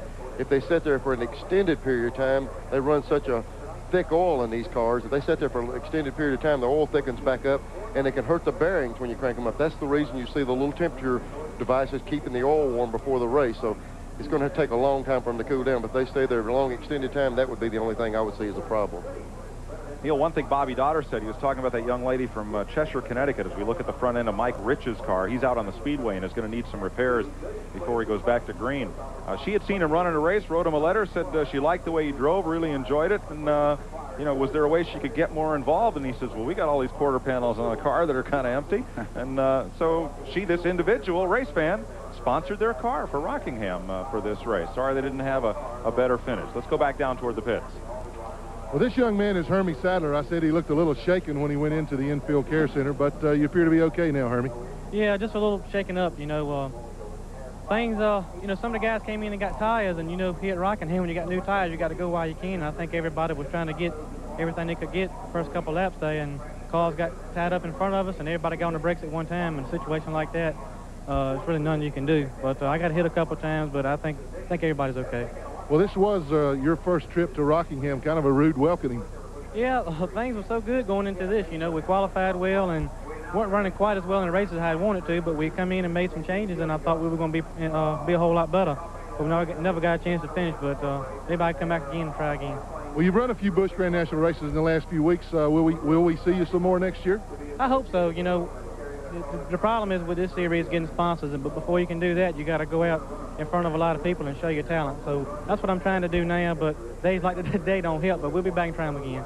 Well, I tell you, folks, if attitude has anything to do with it, he'll make it. He's got a great attitude, and he obviously speaks well in the camera. Better luck next time, Hermie. Thanks, Glenn. Hermie Sadler out of it today. We're under the red flag here at the North Carolina Motor Speedway. If the race ended right now, and this is a red flag, but we will get back to racing as they refire the motors. Here at the North Carolina Motor Speedway, there is Mark Martin in the lead. Jeff Gordon, the fifth-place point man, in second. Darrell Waltrip is third. Todd Bodine is up to the fourth spot. He would be the third-place point man if the race ended right now. Harry Gant is fifth. Bobby Labonte in number 44, the point-standing runner-up, is sixth. He would be second in the points, only 19 out of the lead. Then it's Dale Earnhardt, Chuck Bown, Robert Presley, and Ernie Irvin, the top 10 right this moment. Steve Evans. Well, Bob Labonte, Sr., right now you're in a pretty good situation points-wise with Nemechek a lap down. Well, we are, you know, but he don't have a whole lot to lose here today. He can ride this thing out and lose a few points. He won't get hurt, but the Slim Jim Chevrolet's pretty good today, and we're going as hard as we can. We're going for it. If we do it, fine. If we don't, still fine. That's our favorite kind of racing, right, guys? You bet, Steve. Bob Labonte. If the race ended right now, his son would be 19 points out of the lead. Going to Hickory, Nemechek would be the point leader. Labonte would be second. Todd Bodine would be third. He'd only be 77 points out, and he would have a shot. Jeff Fuller's car having trouble getting restarted. Vic Moroso Daly's first aid car would get a push from the record. Well, I think Robert touched on, you know, the cars re-cranking. Yeah. I think that one with a problem. Robert Presley would be fourth in the points. He'd be out of it. So would Jeff Gordon. And we got a bumper dragging on the Ed Barrier Grease Lightning car. There's a look at how the points would stand. These three drivers would be in contention. Going to Hickory, Nemechek would have a 19-point lead over Labonte and a 77-point lead over Todd Bodine. But it's not ending, of course. We still have 101 laps to go. The red flag was out for 11 minutes as they cleaned up the back straightaway. Glenn Jarrett. This is Steve Mill, crew chief on Mark Martin's car. He gets practice on Saturday as well as Mark does. Steve, looks like that car's running awfully well right now. Yeah, we were a little bit loose to start. We put some wedging in that last caution there. And he says he's in pretty good shape on sticker tires. There's a question about how far we can go on field, but we're not going to pit this time. It's too soon. There'll be another caution. We'll be okay. You sure about that? Well, I wasn't sure for a long time, but they're going to start hitting now. Everything will be all right. Okay. That's pretty bad when a guy says it'll be okay when everybody starts hitting everybody. They're going to start hitting, Glenn? What do we just see? There's Mark Martin, the Winn-Dixie Ford. And Jeff Fuller's car has been pushed to pit road by the wrecker. Butch Miller is also in the pits as well. Last week's third-place finisher at Martinsville. I noticed they're raising the hood on Fuller's car right now, so he's got a little more problems than that won't start. Believe me, he's got some ignition trouble or something. Tomorrow, Winston Cup racing from here at Rockingham, and Sunday, November 1st, the Pyroil 500. Live from Phoenix International Raceway. We'll be there next Sunday, November 1st, 2 p.m. Eastern Time, 1 Central, live and only on TNN Motorsports. Phoenix, that's some good racing out there. That racetrack. Oh, yeah. Really, you know, everybody was concerned when we talked about going after Winston Cup cars. How would they run there? Boy, it's been a great show every time we've been out. Darrell Waltrip there lined up. 2 behind the pace car. Here's Joe Nemechek. He is 1 lap down. He's the Busch Grand National point leader, and this car will stay in this division but change colors next year. The Warner Lambert Company, one of the Fortune 100 companies out of New York, announced that Dentyne, the chewing gum people, will sponsor Nemechek in 1993 in the Busch Grand National Series. They couldn't have a better guy, I'll guarantee you. He's fun to be around, tremendous race car driver, and I seen the car the other day. It's really pretty. Those of you building models, buy some metallic red paint and get ready. It's going to look just like the gum pack, naturally. We'll go back to green after a few caution laps to get things back up to temperature. Here's the way they're running. Mark Martin, Jeff Gordon, Darrell Waltrip, Todd Bodine, and Harry Gant are the front 5. 100 laps to go. 3 reasons not to buy BF Goodrich TA tires. Being the center of attention makes you uncomfortable. You think a Little Deuce Coupe is a place where tiny chickens are kept. You think Lug Nuts is a high-fiber cereal. BF Goodrich TA tires for the rest of us. Hey, I like to save money as much as the next guy. But what are the odds that there's going to be a sale on the parts you need when your car breaks down? Hey, it's not going to happen. That's why I go to AutoZone. I mean, sure, you could wait around for a couple weeks and maybe beat their price by a few pennies someplace else. But I don't want to wait for a sale when I need a part.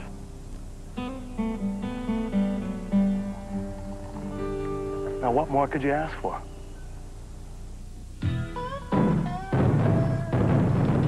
Now's the time to drop into your Dodge truck dealer. He'll fix you up with the power of one of our Magnum engines. And to sweeten your deal, he'll add up to $1,500 cash back.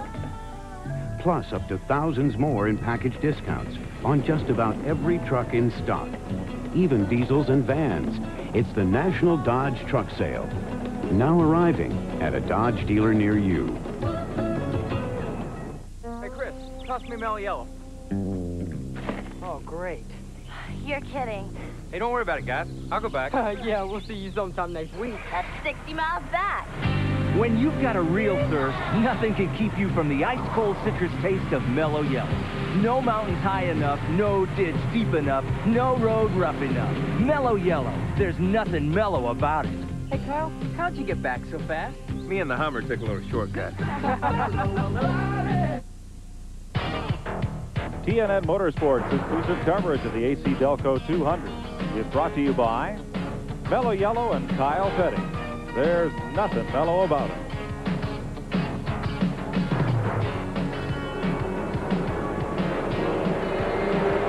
Going back to green at lap 101. Just past halfway, and look at him stream into the corner. Spencer up on the top, and Davey Allison's car trying to get a lap back. After running high from the outside, there he comes down to the inside. That's Strickland running second there. Good run for Strickland today. That Stanley Tools car. There's Spencer moving up on Jim Bound.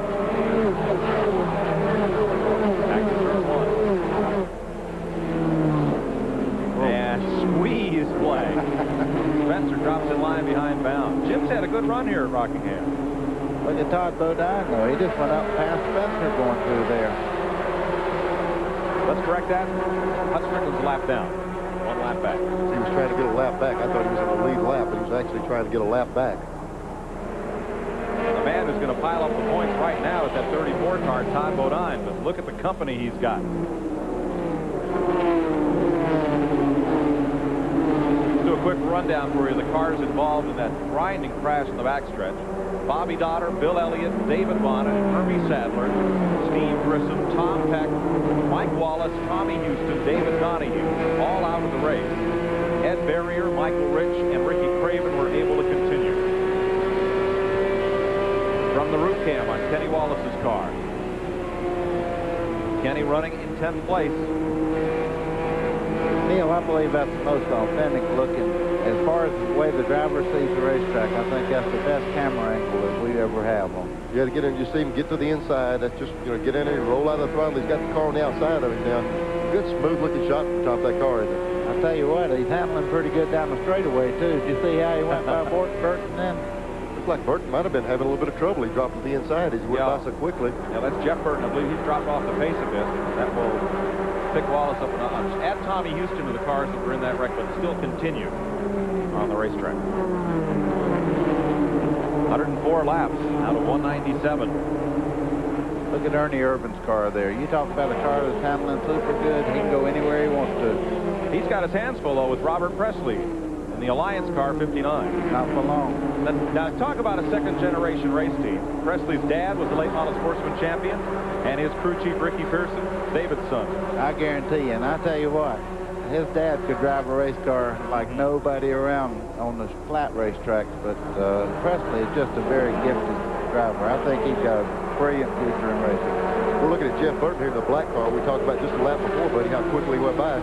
He moved up from the very rear of the field into contention, and now something's happened to his car.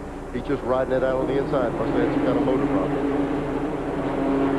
The car was so strong early after the problem they had in qualifying, and now he's going to have to be here. There you see him waving the guy off behind him to move to the outside. Yeah. He's just telling him, hey, I'm just going as hard as I can go. You're going to go around the outside. Stay inside. I think he's got a valve down in that car. All down the straightaway in the corner, he runs almost as fast as the other cars around him. Yeah, and in this series, when you only have 6 cylinders to start with and you lose one. Yeah, you're running out of things to work with. That's right. Jeff Burton came into this race 9th place in the point standing. As Jimmy Spencer battles Darrell Waltrip.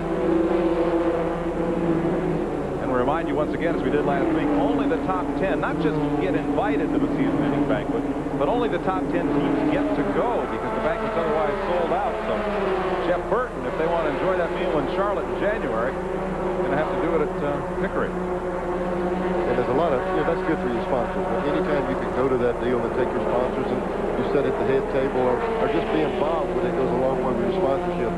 And these guys all think about that side of it.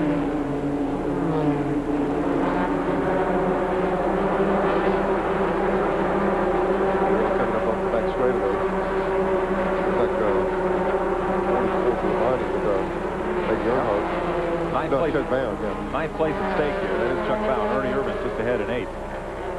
Earnhardt is there. Then Presley.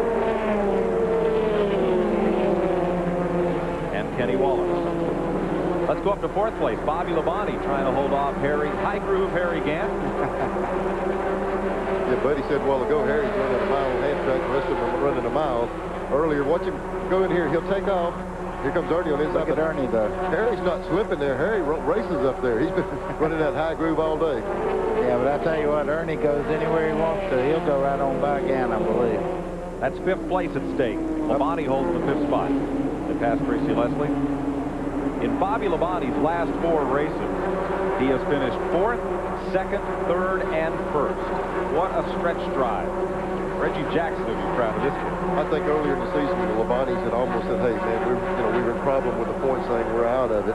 and they hit such a good streak right there. I think it almost shocked them that they got back so close, and now really a serious contender to win the championship again. This is the same car, and look at 59, Robert Presley. They have brought the same car here to Rockingham, in which they've won all 5 of their races this year. There's Harry again underneath the Jim car. Well, Harry got on the inside, but he couldn't stay down there. Harry used to run high. He just barely cleared him and went high right by the body, and there comes the 4-car directly under him. I know Ernie's happy. That lap traffic cut him off 2 or 3 times when he got up under Harry, and he couldn't make the pass. 5th place is this battle. And Irvin will take it. Kodak Oldsmobile. Ahead of that Maxwell Buick and the Slim Jim Chevrolet. Look at the different lines that the 2 guys take. Both of them are doing a great job, but there's a variance in the 2 cars as far as what Gant does. He goes in just lets the car slide across the racetrack. Look at that line of Harry's going in the corner. You swear he was going to knock the wall down right there. Folks, this is a planned wreck. He's up there working. Harry just takes that part. He never has to worry about anyone being in his way up there. No. You see him, I don't know how many times I've touched Joe Lex again, it's fixing to wreck, but he's not. He's up there in no man's land. Look at Labonte. Labonte's a smart race car driver. Buddy's pointing at him right here. He saw Gant. He said, well, I better try some of that because Gant's moving on pretty good up there. You know, that won the race for him last week at Martinsville. He watched Mark Martin move up in the racetrack and get better traction off the corner. So he said, why not try it and see what I do? And what they do, they call their spotter and say, give me the times for a couple of laps. And they call him back and say, you either picked up or you're losing time, and then you change back to where you were at if you're not picking up. Up to 3rd place now, where Todd Bodine has passed Darrell Waldron. Jim Bound, number 98, 1 lap down, but having a good run after qualifying the top 15. Darrell trying to pick up a win for this season. Busch competition. Todd's kind of taken off here. He's definitely first in the GM class today. Hillary Jack Buick. You've got to keep in mind, Waltrip in the 17, in that long run while ago, he had moved up to 3rd place. They just put him 4 brand new fresh tires on it. And we're talking about these guys, ooh, a lot of smoke coming out of Waltrip's car as he went in the corner there. But Darrell is thinking about, they're saying they might be able to go this whole run and not have to pit again. He wants those tires under him, and then he's real smart. He's going to try to save something. Guy not saving anything but the front of the racetrack. He's checking out on it. We're 117 laps complete with Mark Martin in the lead. Here's a look at your top 10. 14 cars are on the lead lap. Point leader Joe Nemechek 1 lap down in 15th position.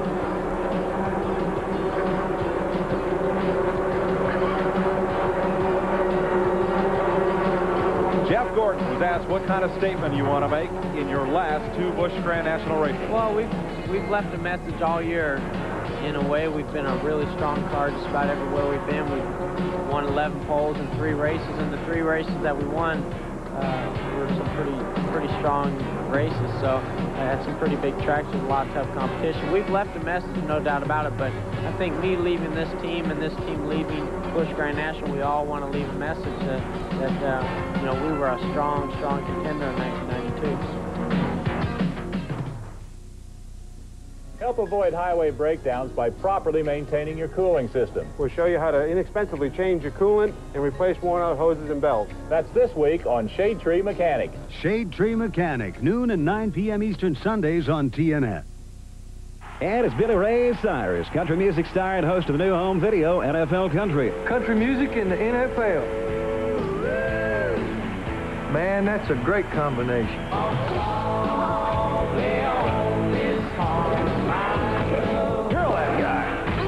Hey, Billy, tell them about the Super Bowl sweepstakes. Well, the grand prize is a VIP trip for 2 to the 1993 Super Bowl, hosted by me.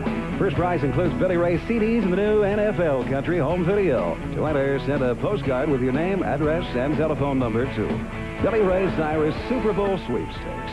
P.O. Box 10346, Stamford, Connecticut 06904.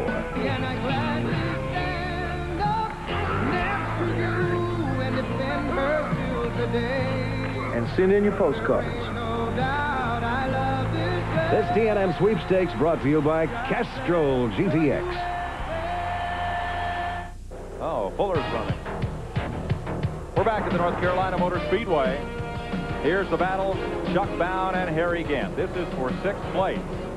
And they're about to have company. Look at Earnhardt, Presley, Labonte trying to run them down. And Nemechek a lap back. You know, you see a lot of the cars moving up into the racetrack way up high. They're wearing the tires out, so there's not much rubber up there, so they could run through their tires pretty quick. Harry Gant way up high. Labonte. Now, Bobby Labonte in 44 has been running that same groove. Let's check with Glenn Jarrett. One of the reasons he's having to run that same high groove is because the car is real tight. I talked with his crew chief, which is his dad, Bob, and he said the car just won't turn.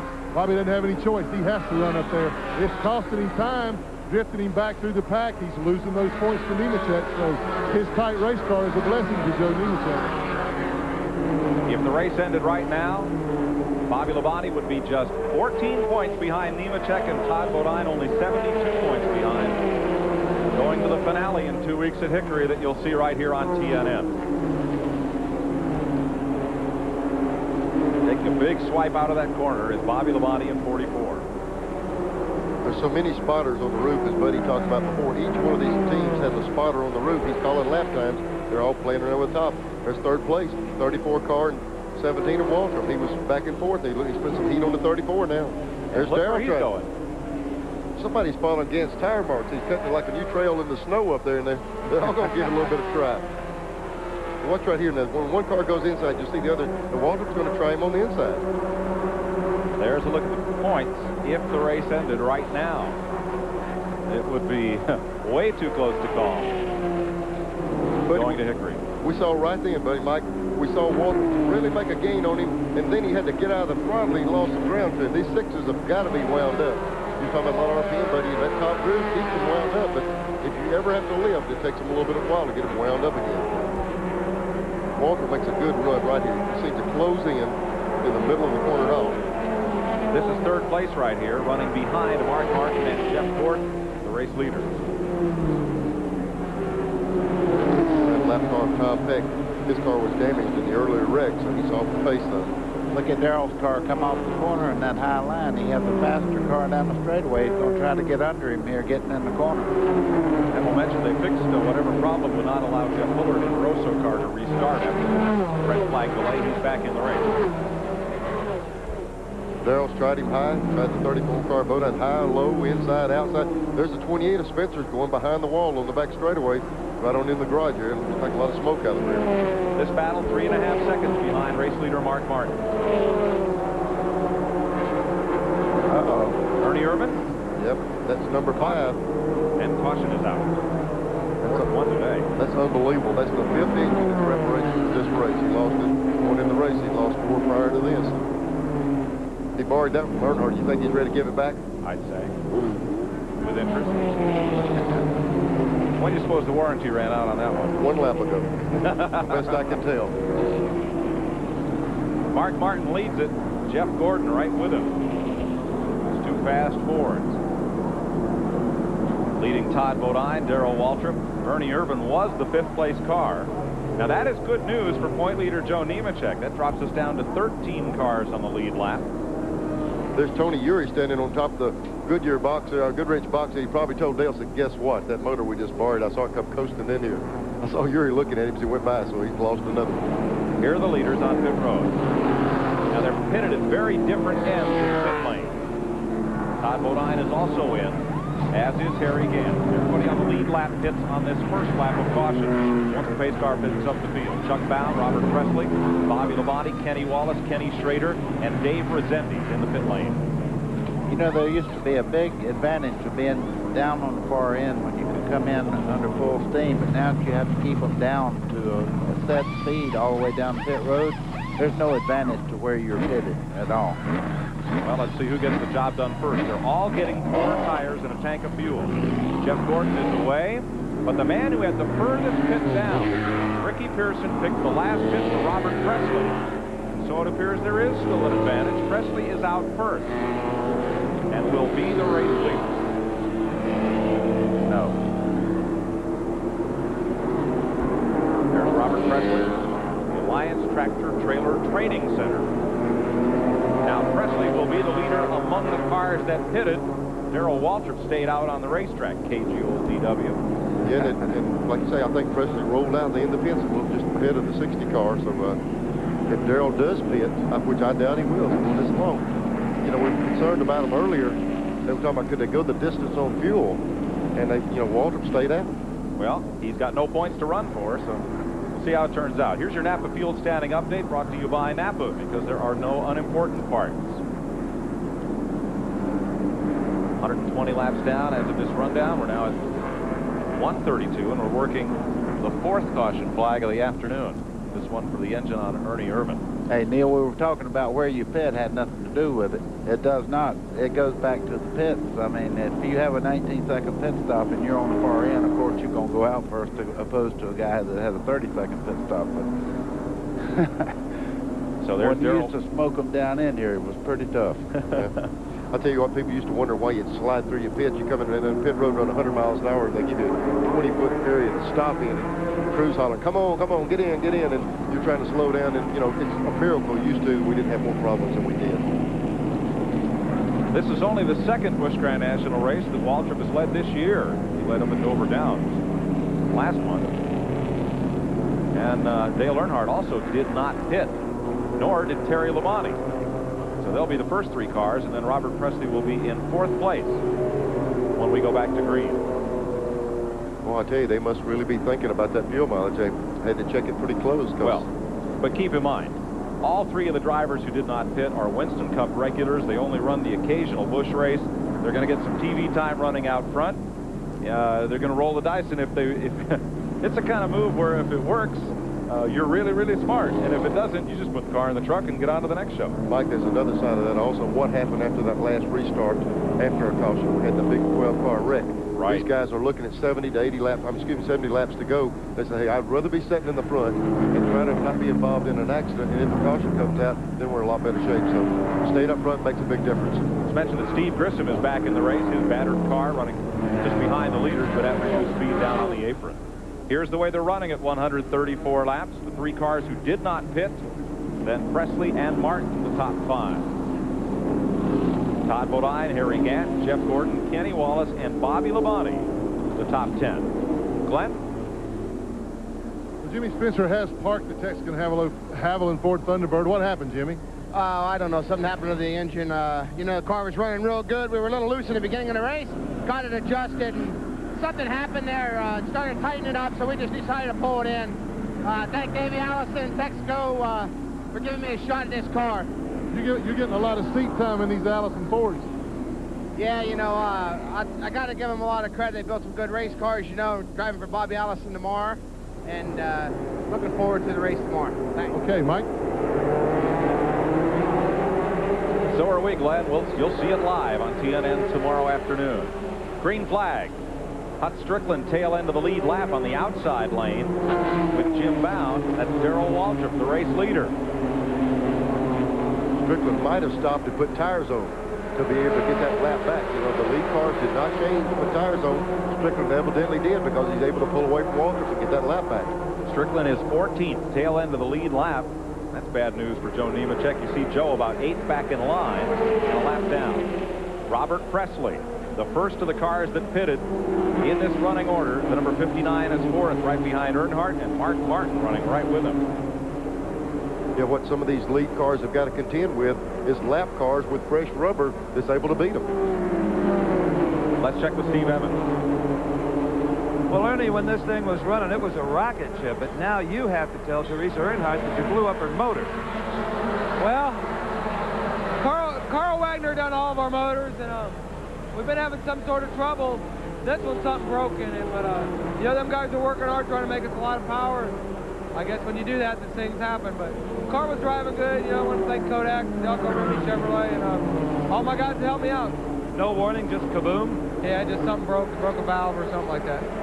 Ready? Joe Betsy made a quick pit stop for a stop-and-go penalty. Here's the battle. Mark Martin underneath Robert Presley. Let's go back to 7th place. Now where Dale Earnhardt has his hands full of Harry Gant and Jeff Gordon. That call not to put tires on is going to be costly right now. There comes Nemechek up through there with Gant right behind him and Gordon. These guys have got a little bit fresher tire on it. They're checking out on it. For Nemechek is 1 lap down. Now in 15th position, unofficially. Well, they just learned something for tomorrow.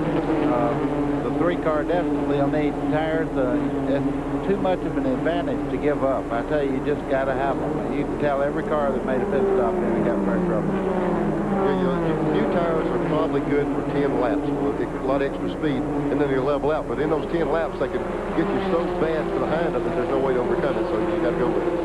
Racing as hard as they can to get back into this point chase. Todd Bodine and Robert Presley together again, 3rd place. At stake here, they keep swapping it back and forth. Harry Gant dropping a spot to Jeff Gordon. And up front, Mark Martin has taken the lead from Darrell Waltrip. I tell you what, he's checked out. He's really flying. He's got fresh tires on that car, and I don't think Darrell will make that mistake again. Do you, Neil? No, that's, when you try to stretch it like that, sometimes it bites you. There's the 60 car, Mark Martin out front. He's got around Waltrip and pull it away. Mark Martin's last Busch Grand National win came at Myrtle Beach in 1990. He won that race on the last lap when Tommy Ellis, who had led for some time, ran out of gas with a quarter mile to go. I can't believe that. That car is always up front, and he hadn't won a race since then. Nope. He's led almost every one of them. Every time we do a Busch Grand National race, we're talking about Mark Martin leading it. The first thing he says, boy, we got a good shot at the finish of the race. And that's just been their problem, getting at the finish. And when it does, he's stout. You saw Todd Bodine move up into 2nd on Darrell Waltrip and back into this point chase. Here's number 2-point man Bobby Labonte with Kenny Wallace. That fights for 7th place. Boy, how many laps this year have they ran together like that side by side? For 2 years. That's right. There's Kenny inside Kenny Wallace's car. We saw Bobby Labonte make the move from on the inside, and there he's jumping right back on him again. We're just looking at Bobby Labonte's car. He's not as dominant here right now as he was last week. That car is always up front. You notice how nice it handles in the corner. You don't see it jumping sideways and all those things. 4th place, Jeff Gordon and Robert Presley. See, the one car, Jeff Gordon doesn't seem to be as strong, just to overpower as he did early in the race. We saw Mark Martin, you said earlier, but you got to be willing to change the car. Mark made chassis adjustments and got his car better. It looks like the one car might have to do a little bit more this race is over. Wallace and Labonte, close call. Ricochet shot going in one. Kick save. That's Kenny Wallace finding out 8 wheels corner better than 4. The tie goes to the guy on the inside always. Okay. 51 laps to go at the North Carolina Motor Speedway. It is Ford, 2 Chevrolets, and a Ford. We'll be right back. Over the years, I've made a lot of trips back and forth to Vegas. How's it going this trip, George? The odometer was broken for over 50,000 miles, so I say we've got 300,000 miles on this car. Hi, George. I've had a longer relationship with this car than I've had with any woman. Hi, George. How are you? This beauty's a living example of what can be done with proper maintenance and AC-Delco. Hi, George. AC-Delco parts. It's like buying time. 1988. We will be able to produce 30 million jobs in the next 8 years. Under George Bush, more private sector jobs have been lost than have been created. And I am an environmentalist. The Sierra Club says Bush allowed his administration to, quote, gut clean air rules. I want to be the education president. George Bush tried to cut college aid for families making over $20,000 a year. I want a kinder and gentler. We can't afford 4 more years.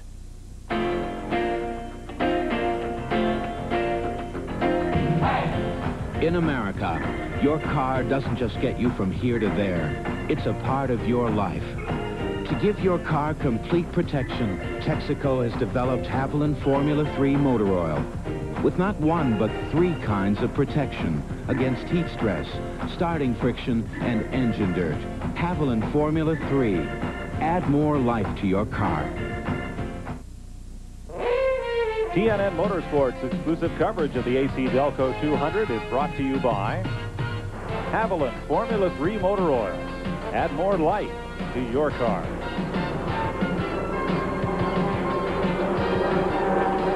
A lot of smoke out a race for point leader Joe Nemechek's car. He drops to the inside. Nemechek was running one lap back in 16th position. Lady Luck has turned her gaze. It's a tire, it appears. But he looks like a tire, doesn't it? Just when the car travels in the corner, you look like the right rear, like you might have got tapped, or either smoking the right exhaust. No, the right rear fender well. When we get a shot right here, we might see it. The rear quarter is caved in. Somebody's hit him in that wheel, and if he runs hard, it bottoms the car out to smoke, so he's going to have to ease up the pace and hope the caution comes out. Man, that's tough break for him. I tell you what, when you get one smoking like that, they'll flag you too, so he's got to slow down, and when they see the smoke coming out, they'll bring him right in. That certainly is spotters on the radio to him. Is that the kind of thing you can feel from in the car when you got a rub like that? Sometimes you can smell it. Even though it's on the rear of the car, you smell that rubber smoke inside. There's your race summary. Mark Martin has led 94 of 151 laps. 14 cars on the lead lap. 4 drivers swapping the lead back and forth 10 times. There'll be no record average speed today. First to second is closing fast. Joe Nemechek will head to pit road. There is less than a second separating race leader Mark Martin and a very fast closing Todd Bodine. Here's Nemechek. Okay.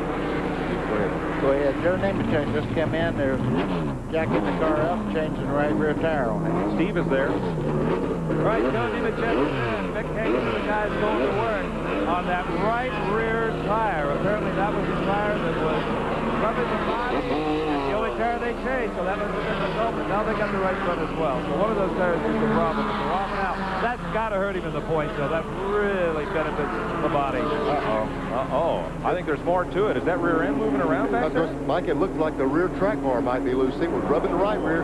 He lays over to rub the left rear. It looks like they might have a track bar loose. If they have, he's going to come right back in and fix that. There's where they got together, right there.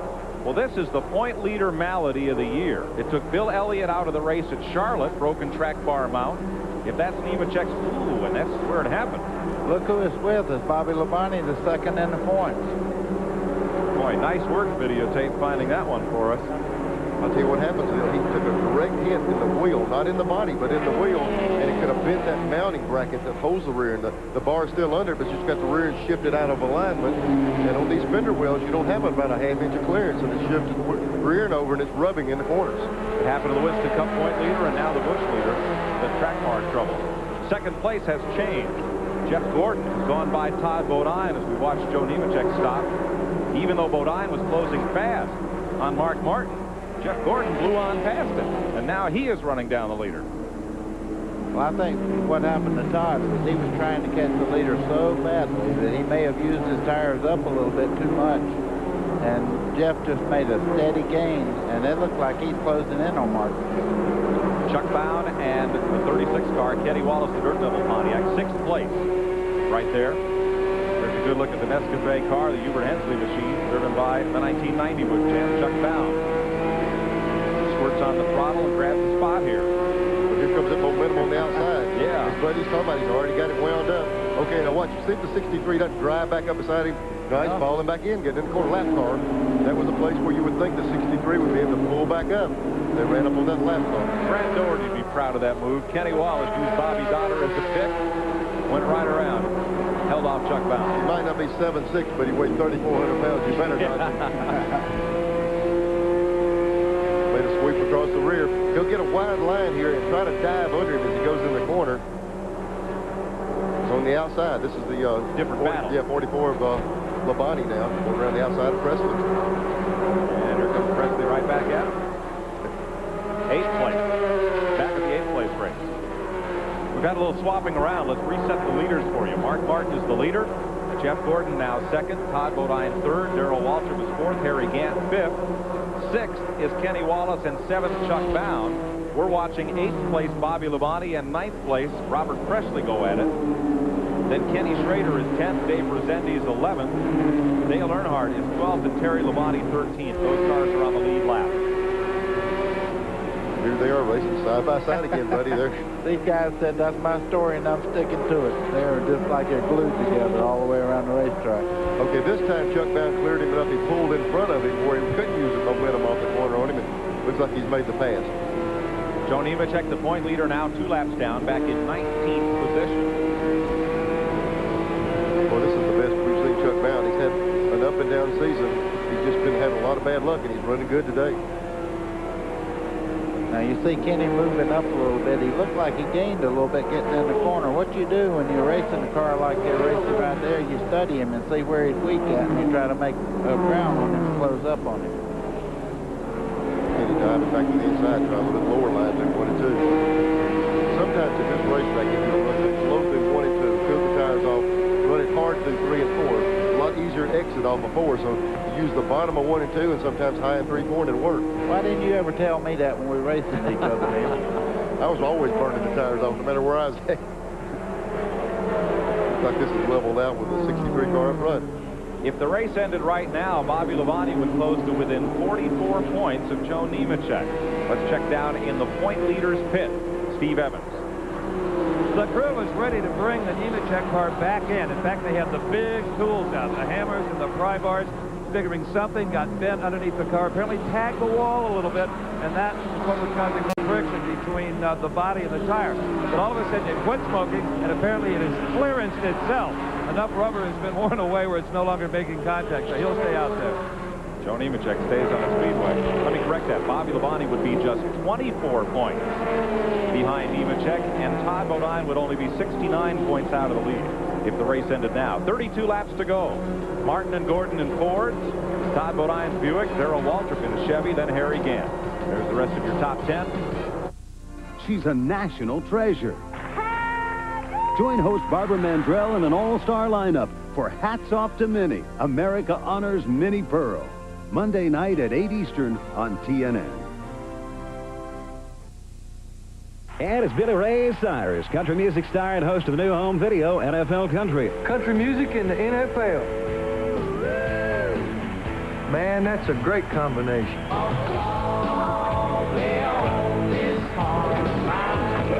Girl, that guy. Hey, Billy, tell them about the Super Bowl sweepstakes. Well, the grand prize is a VIP trip for 2 to the 1993 Super Bowl, hosted by me. First prize includes Billy Ray CDs and the new NFL Country home video. To enter, send a postcard with your name, address, and telephone number to Billy Ray Cyrus Super Bowl sweepstakes. P.O. Box 10346, Stamford, Connecticut 06904.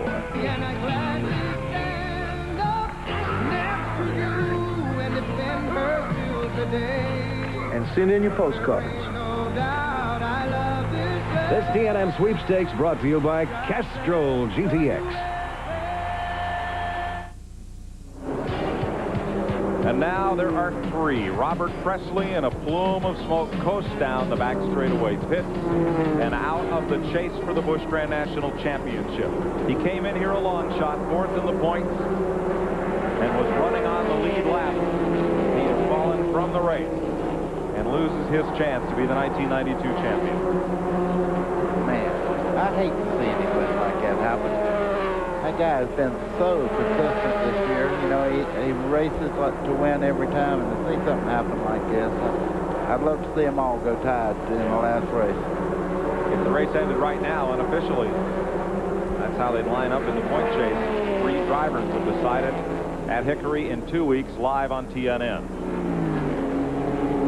Mike, I guarantee there was an anxious moment when he went down the first turn and blew that motor, because there was a lot of these guys banking and hoping for a caution to come out. Not to have pressing to have bad luck, but just for a caution to get those tires they didn't get earlier. Let's take a look at the interval. First to second spot. Here is Mark Martin as he rounds off the corner into that back straightaway, and there is Jeff Gordon, 1.3 seconds behind. Now, let's talk about strategy just a little bit here. Remember the drivers, Darrell Waltrip, Dale Earnhardt, and Terry Labonte, that did not make pit stops under that last caution flag. Yeah, and I'm not so sure that we look at the 60 car and then Jeff Gordon, I think they've used their allotment on cautions. You know, you get 2 complete sets of tires on the caution, I think they used them. Worst thing could happen for these guys was a caution come out. Those other 3 guys could exercise that opportunity for 4 new tires. We've already seen what new tires will do to drive away from people. So these folks right here are hoping that it goes green the rest of the way. And if there's caution, Waltrip, Earnhardt, and Terry Labonte will bolt on the freshest tires of anybody on the racetrack and be right back with a shot to win this thing. Which is kind of the tough thing about, you know, altering these tire rules with so many tires per race. Your strategy kind of dictates where you end up depending on circumstances. Yeah, but the other side of that thing, Mike, you've got to think about the dollars involved. Yeah. You know, I mean, if every time there was a caution, you could throw 4 on, you'd get these things to where the tire bills are $20,000 a race, and they've got to cap it somewhere. Nobody likes a tire rule, but man, I tell you, it sure changes the complexion of the race. Oh, Neil, it's just my preference, but I like the 2 tires per caution rule. Yep. Because you can't dictate how many caution flags there will be. So if you say you get to put on 2 tires every caution flag, it kind of keeps everybody in the race, and it keeps a lot of cars. You got 3 good cars that aren't running right up front right now because they're on old tires, hoping for another caution. Yeah, you're right. There's Jeff Gordon. You know, I think you hit the nail on the head, Mike, when we were talking out the air a while ago. It looks like the 60 car Mark Martin is running just slow enough to win the race. Every time Buddy, we were talking before, you know, the 34 car closed in on him, he drove away from him. We thought Jeff Gordon was gaining on him, he drives away from him. It looks like Mark Martin is controlling the pace of this race as he wants it to be. Yeah, I tell you, he's got a great race car, and I just hope he has good luck today because, you know, this thing has blown a lot of motors. Look at Earnhardt fixing to go a lap down here. That'll be a tough thing to do, put him a lap down. Well, that call on tires a while ago, evidently, is really going to cost him here. If he can get Earnhardt down a lap here, a caution won't be of any benefit. 175 laps complete. There's a look at your top 10 at the North Carolina Motor Speedway. Just about 20 laps to go. Mark Martin in command. Ty Bodine racing hard to get back into this point chase. If it wasn't for bad luck, would you have any recent luck at all? Yeah, last 3 weekends really started off at Dover. Spun out there, kind of took ourselves out of that race, just rode around the rest of the race, and then we went to Charlotte. Messed up, took ourselves right out of a points race in that one, destroyed the whole race car, and then last week at Martinsville, right at the start of the race, the transmission gave up, something internal broke, and you know, all 3 of those races, it just took us right out of the points race. A noble warrior advised, the art of protection springs from within. One must stay vigilant against one's unfragrant perspiration, lest one provoke a hostile response.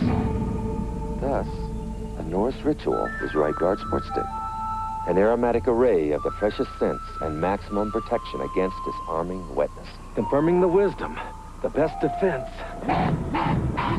is not to offend. Right Guard Sport Stick. Anything less would be uncivilized. 3 reasons not to buy BF Goodrich TA tires. Being the center of attention makes you uncomfortable. You think a Little Deuce Coupe is a place where tiny chickens are kept.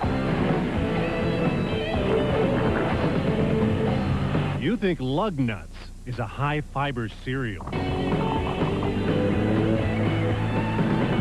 BF Goodrich TA tires for the rest of us.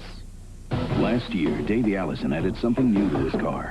It wasn't wider tires or a slicker shape. It was the same Haviland Formula 3 motor oil you can buy, straight off the shelf, to add more life to your car with complete protection against heat stress, starting friction, and engine dirt.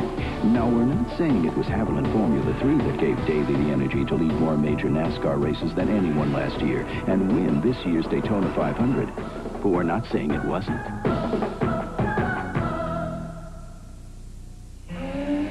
Hey, Mike, hand me my channel lock pliers. Tommy, give me that plier over there with the blue handles. What kind of pliers is that? These are channel lock tone and groove pliers.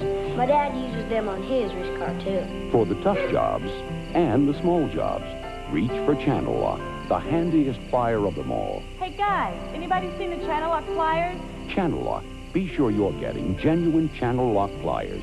Look for this trademark. 15 laps to go at Rockingham with Mark Martin in the lead. I'm Mike Joy with Neil Bonnet and Buddy Baker, Steve Evans, and Glenn Jarrett patrolling pit road today. Glenn?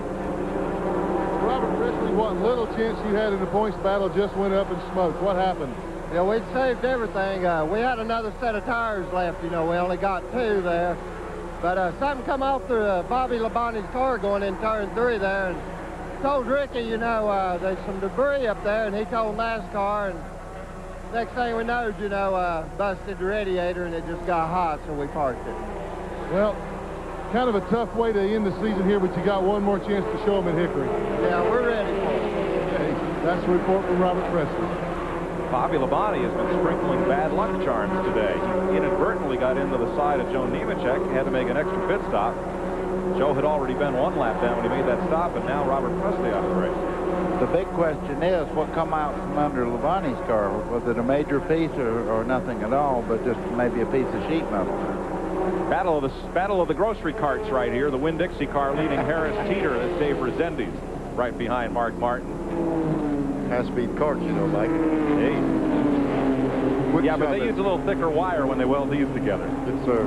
They better. You don't want to ride in the kiddie seat in this one. Boy, Mark has just got it his way, you know. There's since Gordon just running. You know this young man right here is running as hard as out and go. And Mark is sitting out there controlling the race, and it's got to be a tough feeling for him. That's a horrible feeling, Neil, to be in second place and see that lead car about a half-inch off the white line on the very bottom, handling that well, and you're trying to catch it. Your guys call on the radio and say, okay, you can go ahead and pick up the pace if you want to. Yeah. Go ahead and run him down. It's going to be a ways back to Todd Bodine, the third-place car,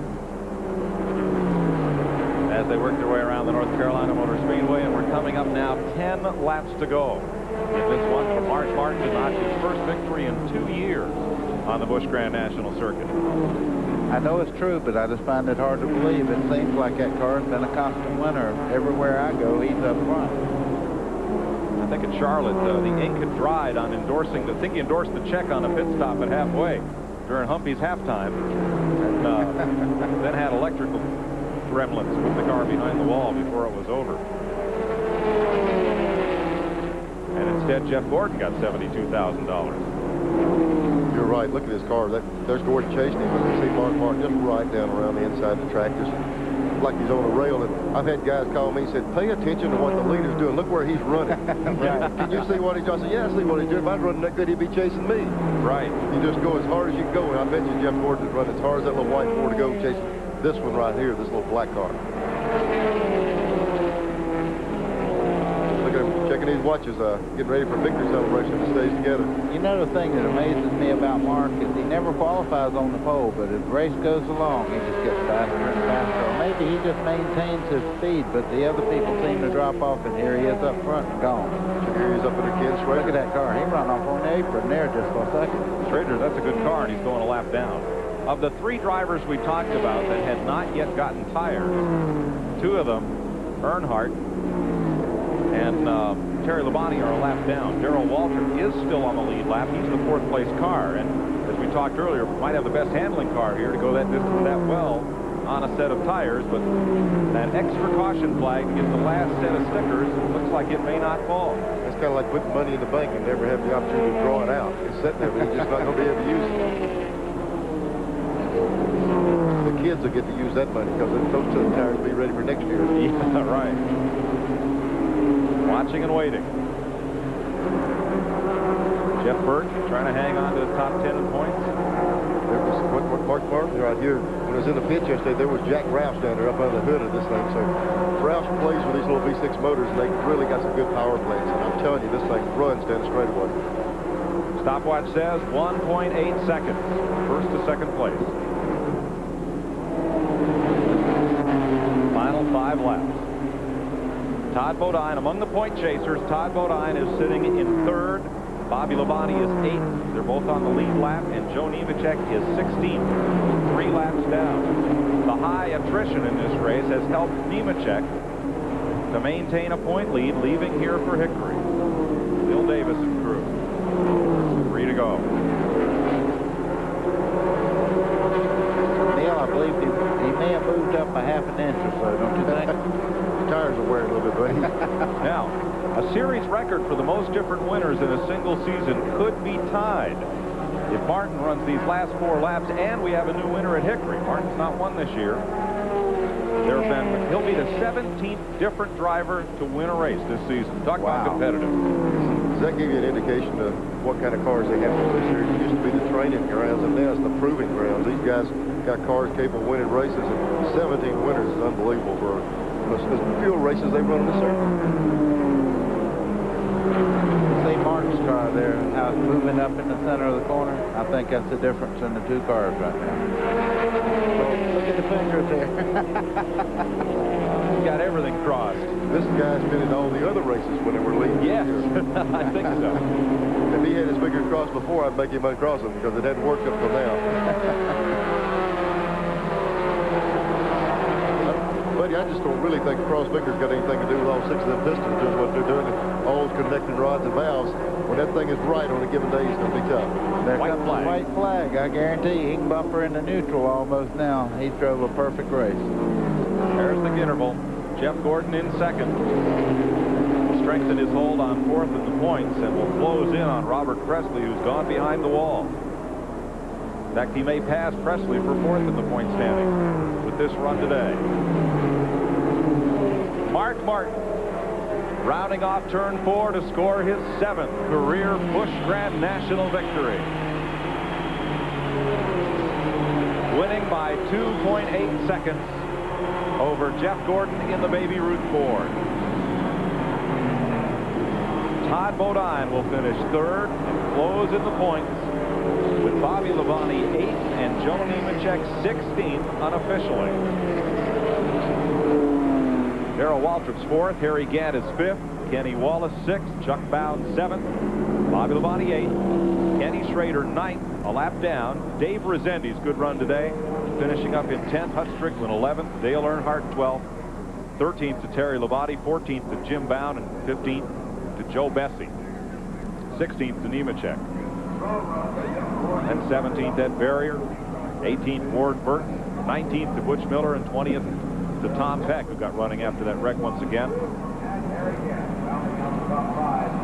Tommy Houston was 21st, Richard Lassiter 22nd, Jeff Burton 23rd, 24th Andy Hillenberg, 25th Ricky Craven, 25th rather Robert Presley. There goes the 60 car right into victory lane. That thing's been aimed there a bunch of times this year, and they finally pulled it off. You know what's nice, Neil? Did you see all the crew members from all the other teams clapping? They were glad to see Mark finally win that race, because I'm going to tell you something. If anybody's deserved to win this year, it's been the Winn-Dixie car. He'll be the first one to tell you that they've had it there, and they just couldn't pull it off, but they've done it now. Watch this smile. No smile yet, huh? He's a rather intense young fella. About to be a happy, intense young fella. Steve Evans is right there with him. Mark Martin takes a big, deep breath, a little refreshment on a warm afternoon here at the Rock. And out of the car he comes. It's been a long time since we've met this man in the winner's circle in the Busch Grand National race. And I'm sure no one's happier about this moment than Mark Martin himself as he tries to take inventory inside the car, get the mandatory hat. Mark, you controlled this race. That's fun, isn't it? It's about time. This Winn-Dixie car's been fast enough to win a ton of races, and we hadn't had the fortune to do it, and I just want to thank Jack Roush for putting a great engine in there. Goodyear had a great radial tire to run on today. The thing would run, the longer it run, the better it got, and it's been a long time coming. I'm just glad that finally got a win for Winn-Dixie. And the Ford power plant. A few years ago, nobody wanted one. Now you can get a lot of money for one. Yeah, I can't say enough about Jack Roush and all the people that work on this little V6. They've come a long way since the beginning of the season. We got lots of power, good reliability, and finally got the car reliable. And we're looking forward to going to Hickory, and we're looking forward to next year's schedule, too, with this thing. You know, everyone knew tires would be a big factor, maybe even more important than we thought. Yeah, I think that they did. Some of the guys chose to try to get them later. So they threw a bunch of roll bar padding out of their cars trying to get them to throw yellows. Kind of dirty tricks. The roll bar padding was flopping all over the racetrack all the way around. I called them. I said, hey, that's roll bar padding. Them boys that stayed out, they're the ones that threw it out. That's a new one on me. I don't know about you guys. Let's go down to Glenn Jarrett. You ever use the old roll bar padding trick, Glenn? Well, I'm standing by with second place finisher Jeff Gordon. You had an awfully good car today, but just not quite good enough. Well, it was a good day and a frustrating day. I think we had something for Mark. Every time we come up on lap cars, he hit them just right and I hit them just wrong. You know, I couldn't get around the lap cars the way I wanted to, and I mean, that might be where experience comes in. But we had an awful good car, and we're real happy. Baby Ruth Thunderbird did a great job today, and the guys in the crew did a great job all day long. We just hung in there. We gained a lot of valuable points today, and it's getting down to the end of the season where we want to worry about points, and you know, not necessarily every time we go out we're going to win, but we got a lot of points. Well, Bill Davis told us early on in the race, Jeff, that the car had gotten a little bit loose on you. Were you able to get that adjusted back the way you wanted it? Well, yeah, we actually got it real good there at the end. As a matter of fact, it was a little bit tight when we went back out with new tires, but the car started coming to us. And, I mean, I thought we had something for him. We just couldn't ever get out in the open and actually race with Mark. Every time I did, we come up on lap cars. Well, interestingly enough, one of the guys who was the first over here to congratulate Jeff was his teammate for next year, Ernie Irvin. What did Ernie have to say? Oh, he said what he always has to say. He had something for me, but he blew up. Okay, Steve Evans. Okay, thank you, Glenn. Is that a pretty plaque? It's from Miller Genuine Draft. You can read it. It says Pit Crew Award for the AC-Delco 200. This is Sammy Houston, the crew chief. On behalf of all your guys, accept this for him, will you? Great job. Thank you. I'd like to thank Win Dixie and Check Drinks and Ford and Jack Roush and everybody's been behind us. We've had a hard year, but it's paid off. We've been good everywhere we've been, and I'd like to thank T&M for everything they do for us. Smart pit work today. You guys helped Mark win this. Yeah, it seemed like it was a little early, but we were so good on a long run, we felt like we were about the same either way, and it paid off, so I was glad it kept running under green. Congratulations. Thank you. Mike? Thank you, Steve. Well, as we round up our roll bar padding to toss out here, we'll be back to the North Carolina Motor Speedway right after these messages. Here's a look at your top 5.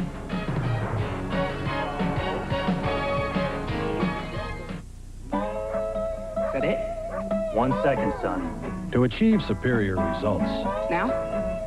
Don't be so impatient. you need superior tools. Since 1843, a company from New Britain, Connecticut, has been helping people do things right. Okay. Try it now. Finally. Stanley. All right. You know, someday these tools could be yours. How about the car, Dad? Stanley Mechanics tools at leading retailers. One of these engines was filled with Castrol Syntec, a new synthetic oil. The rest with conventional oils. They were then drained and started without oil to prove a point. You see, Syntec's unique molecular structure bonds to engine parts. Lab tests show it leaves a layer of protection far stronger than conventional oil. And if Syntec protects this well now, imagine if you leave it in. Castrol Syntec protects in ways other oils can't.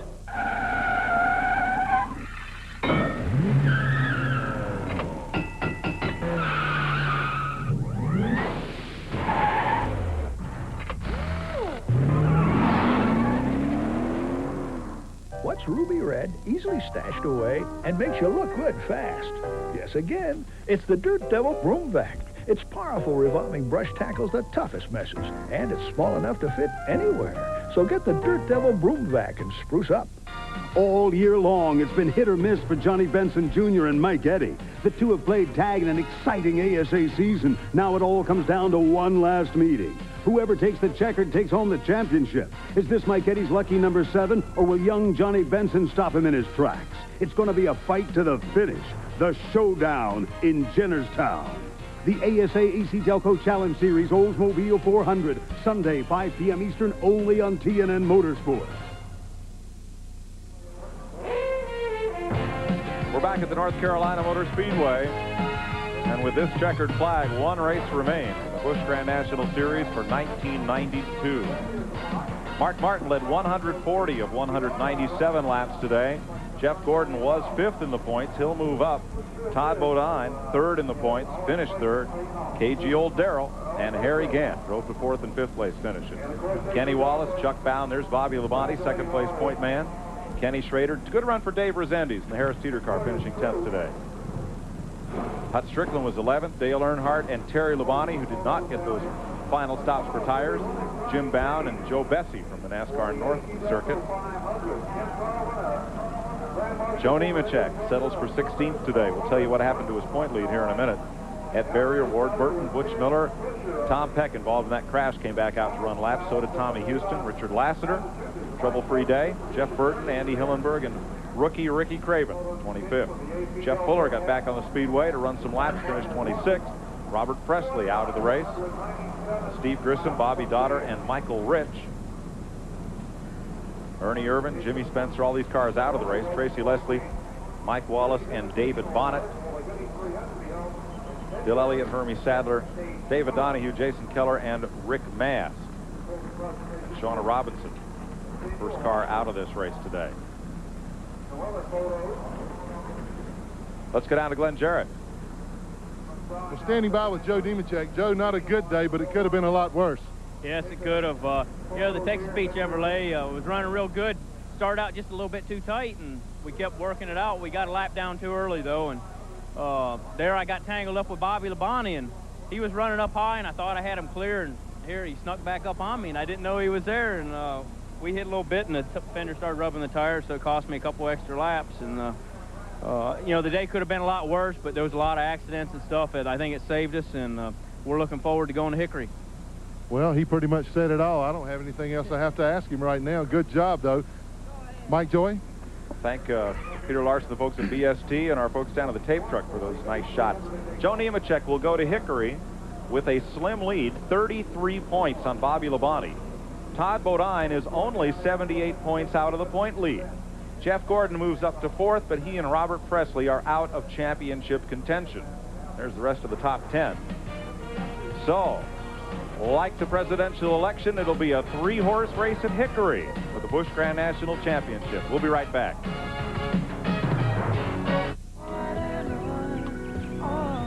She's an 83 with over 140,000 on-road and off-road miles. I must be in and out of it 150 times a day.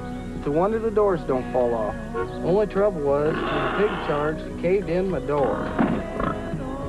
I only use AC-Delco. Cheaper parts can cost you a powerful lot. Of course, so can pigs. AC-Delco parts. It's like buying time.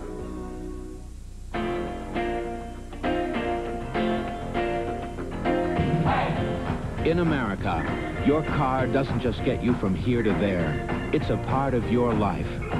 To give your car complete protection, Texaco has developed Haviland Formula 3 motor oil with not one but 3 kinds of protection against heat stress, starting friction, and engine dirt. Haviland Formula 3. Add more life to your car. Miller Genuine Draft. It's cold filtered. That's how we keep our commitment to everyone who knows that draft beer is real beer, pure beer, the best beer. It's why so many people can enjoy a beer whose taste hasn't been changed by heat pasteurization, and why so many people are making a change of their own to the genuine draft. Get out of the old, get into the cold. Exclusive coverage of the AC-Delco 200 on the Nashville Network has been brought to you by AC-Delco. It's like buying time. By Texaco, official sponsor of the 1992 U.S. Olympic team. And by cold-filtered Miller Genuine Draft and Miller Genuine Draft Light, taking the country by storm. We are back with Bobby Labonte, whose performance today has taken this championship right down to the wire with Joe Nemechek. Well, you know, we run pretty good all day. You know, the car was pushing a little bit there in the middle of the corners. We just tried to do the best we could, and Slim Jim Chevrolet came home 8th, and that's the best we could do. We'll just go to Hickory and see what happens. But, you know, Todd finished up there pretty good, and he's behind us in the points. We got to watch out for everybody. And you and Joe got together a bit. Joe said he didn't see you. Yeah, I mean, it was the deal. I was running the high line at the time, make my car work. He was on the low line. I mean, you can run 4 wide here, but when you come off the corner, it narrows down. So, you know, I pulled up beside him, but I was on his blind side. I know he didn't see me, but, you know, we were just trying to race, just trying to be there at the end. Both of us were.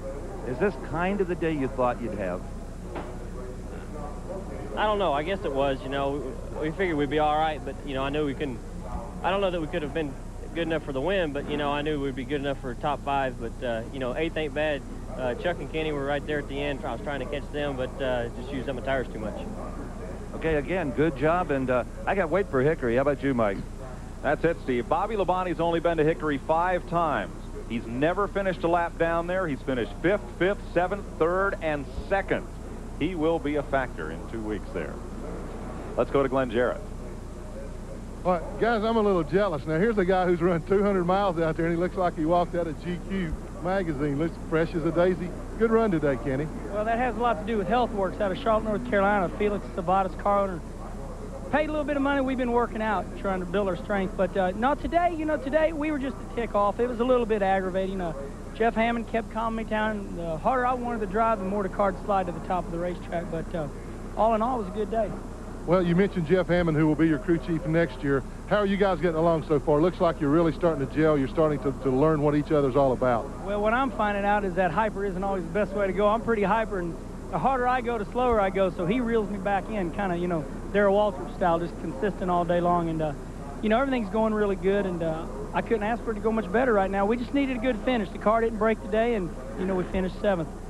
Well, you're probably now trying to work on some momentum going into next year. This team has had its ups and downs this year.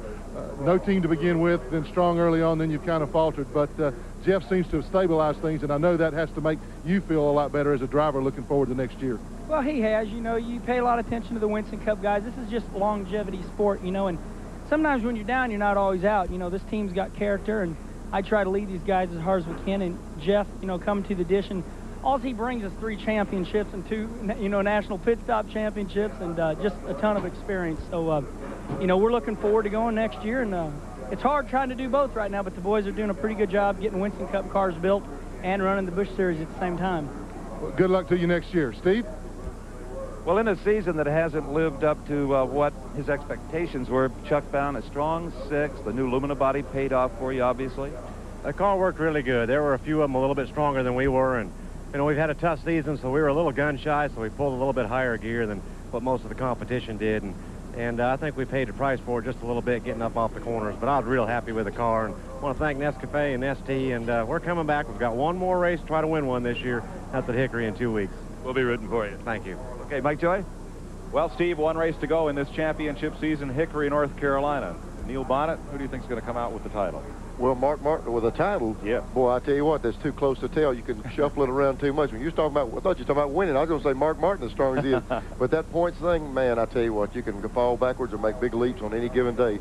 And these V6 motors are little hand grenades. It's hard to say who's going to stay running. Buddy? I'm going to take the safe way out and say I wouldn't miss it for the world. I'm going to make sure I see the race. I'm pulling for all of them. I think they're all great competitors, and it speaks highly for all of them that are in the points race now. Does this sound like that other election you were talking about? Yeah, since you two guys have wussed out, I can't pick a winner. It's Nemechek leading, Labonte 33 back, Todd Bodine 78 back, and one of them will be the Busch Grand National champion. November 8th, we will be at Hickory, the Busch Grand National Pantry 500, 2 p.m. Eastern Time. Here on TNN. In fact, why don't you just weld your TV dial to TNN? Tomorrow, the AC-Delco 500 live, 12:30 Eastern, and immediately following, the ASA Championship is on the line.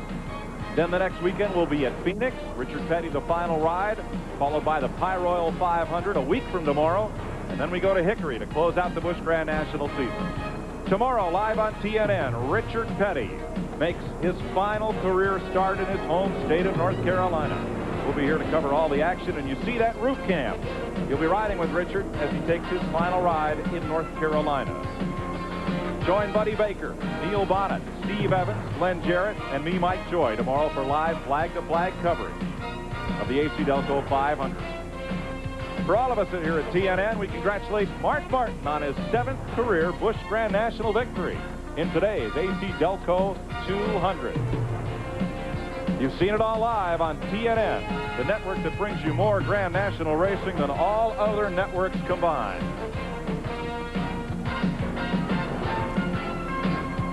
Coverage of the 1992 AC-Delco 200 has been a production of Diamond P Sport and a presentation of TNN, the Nashville Network.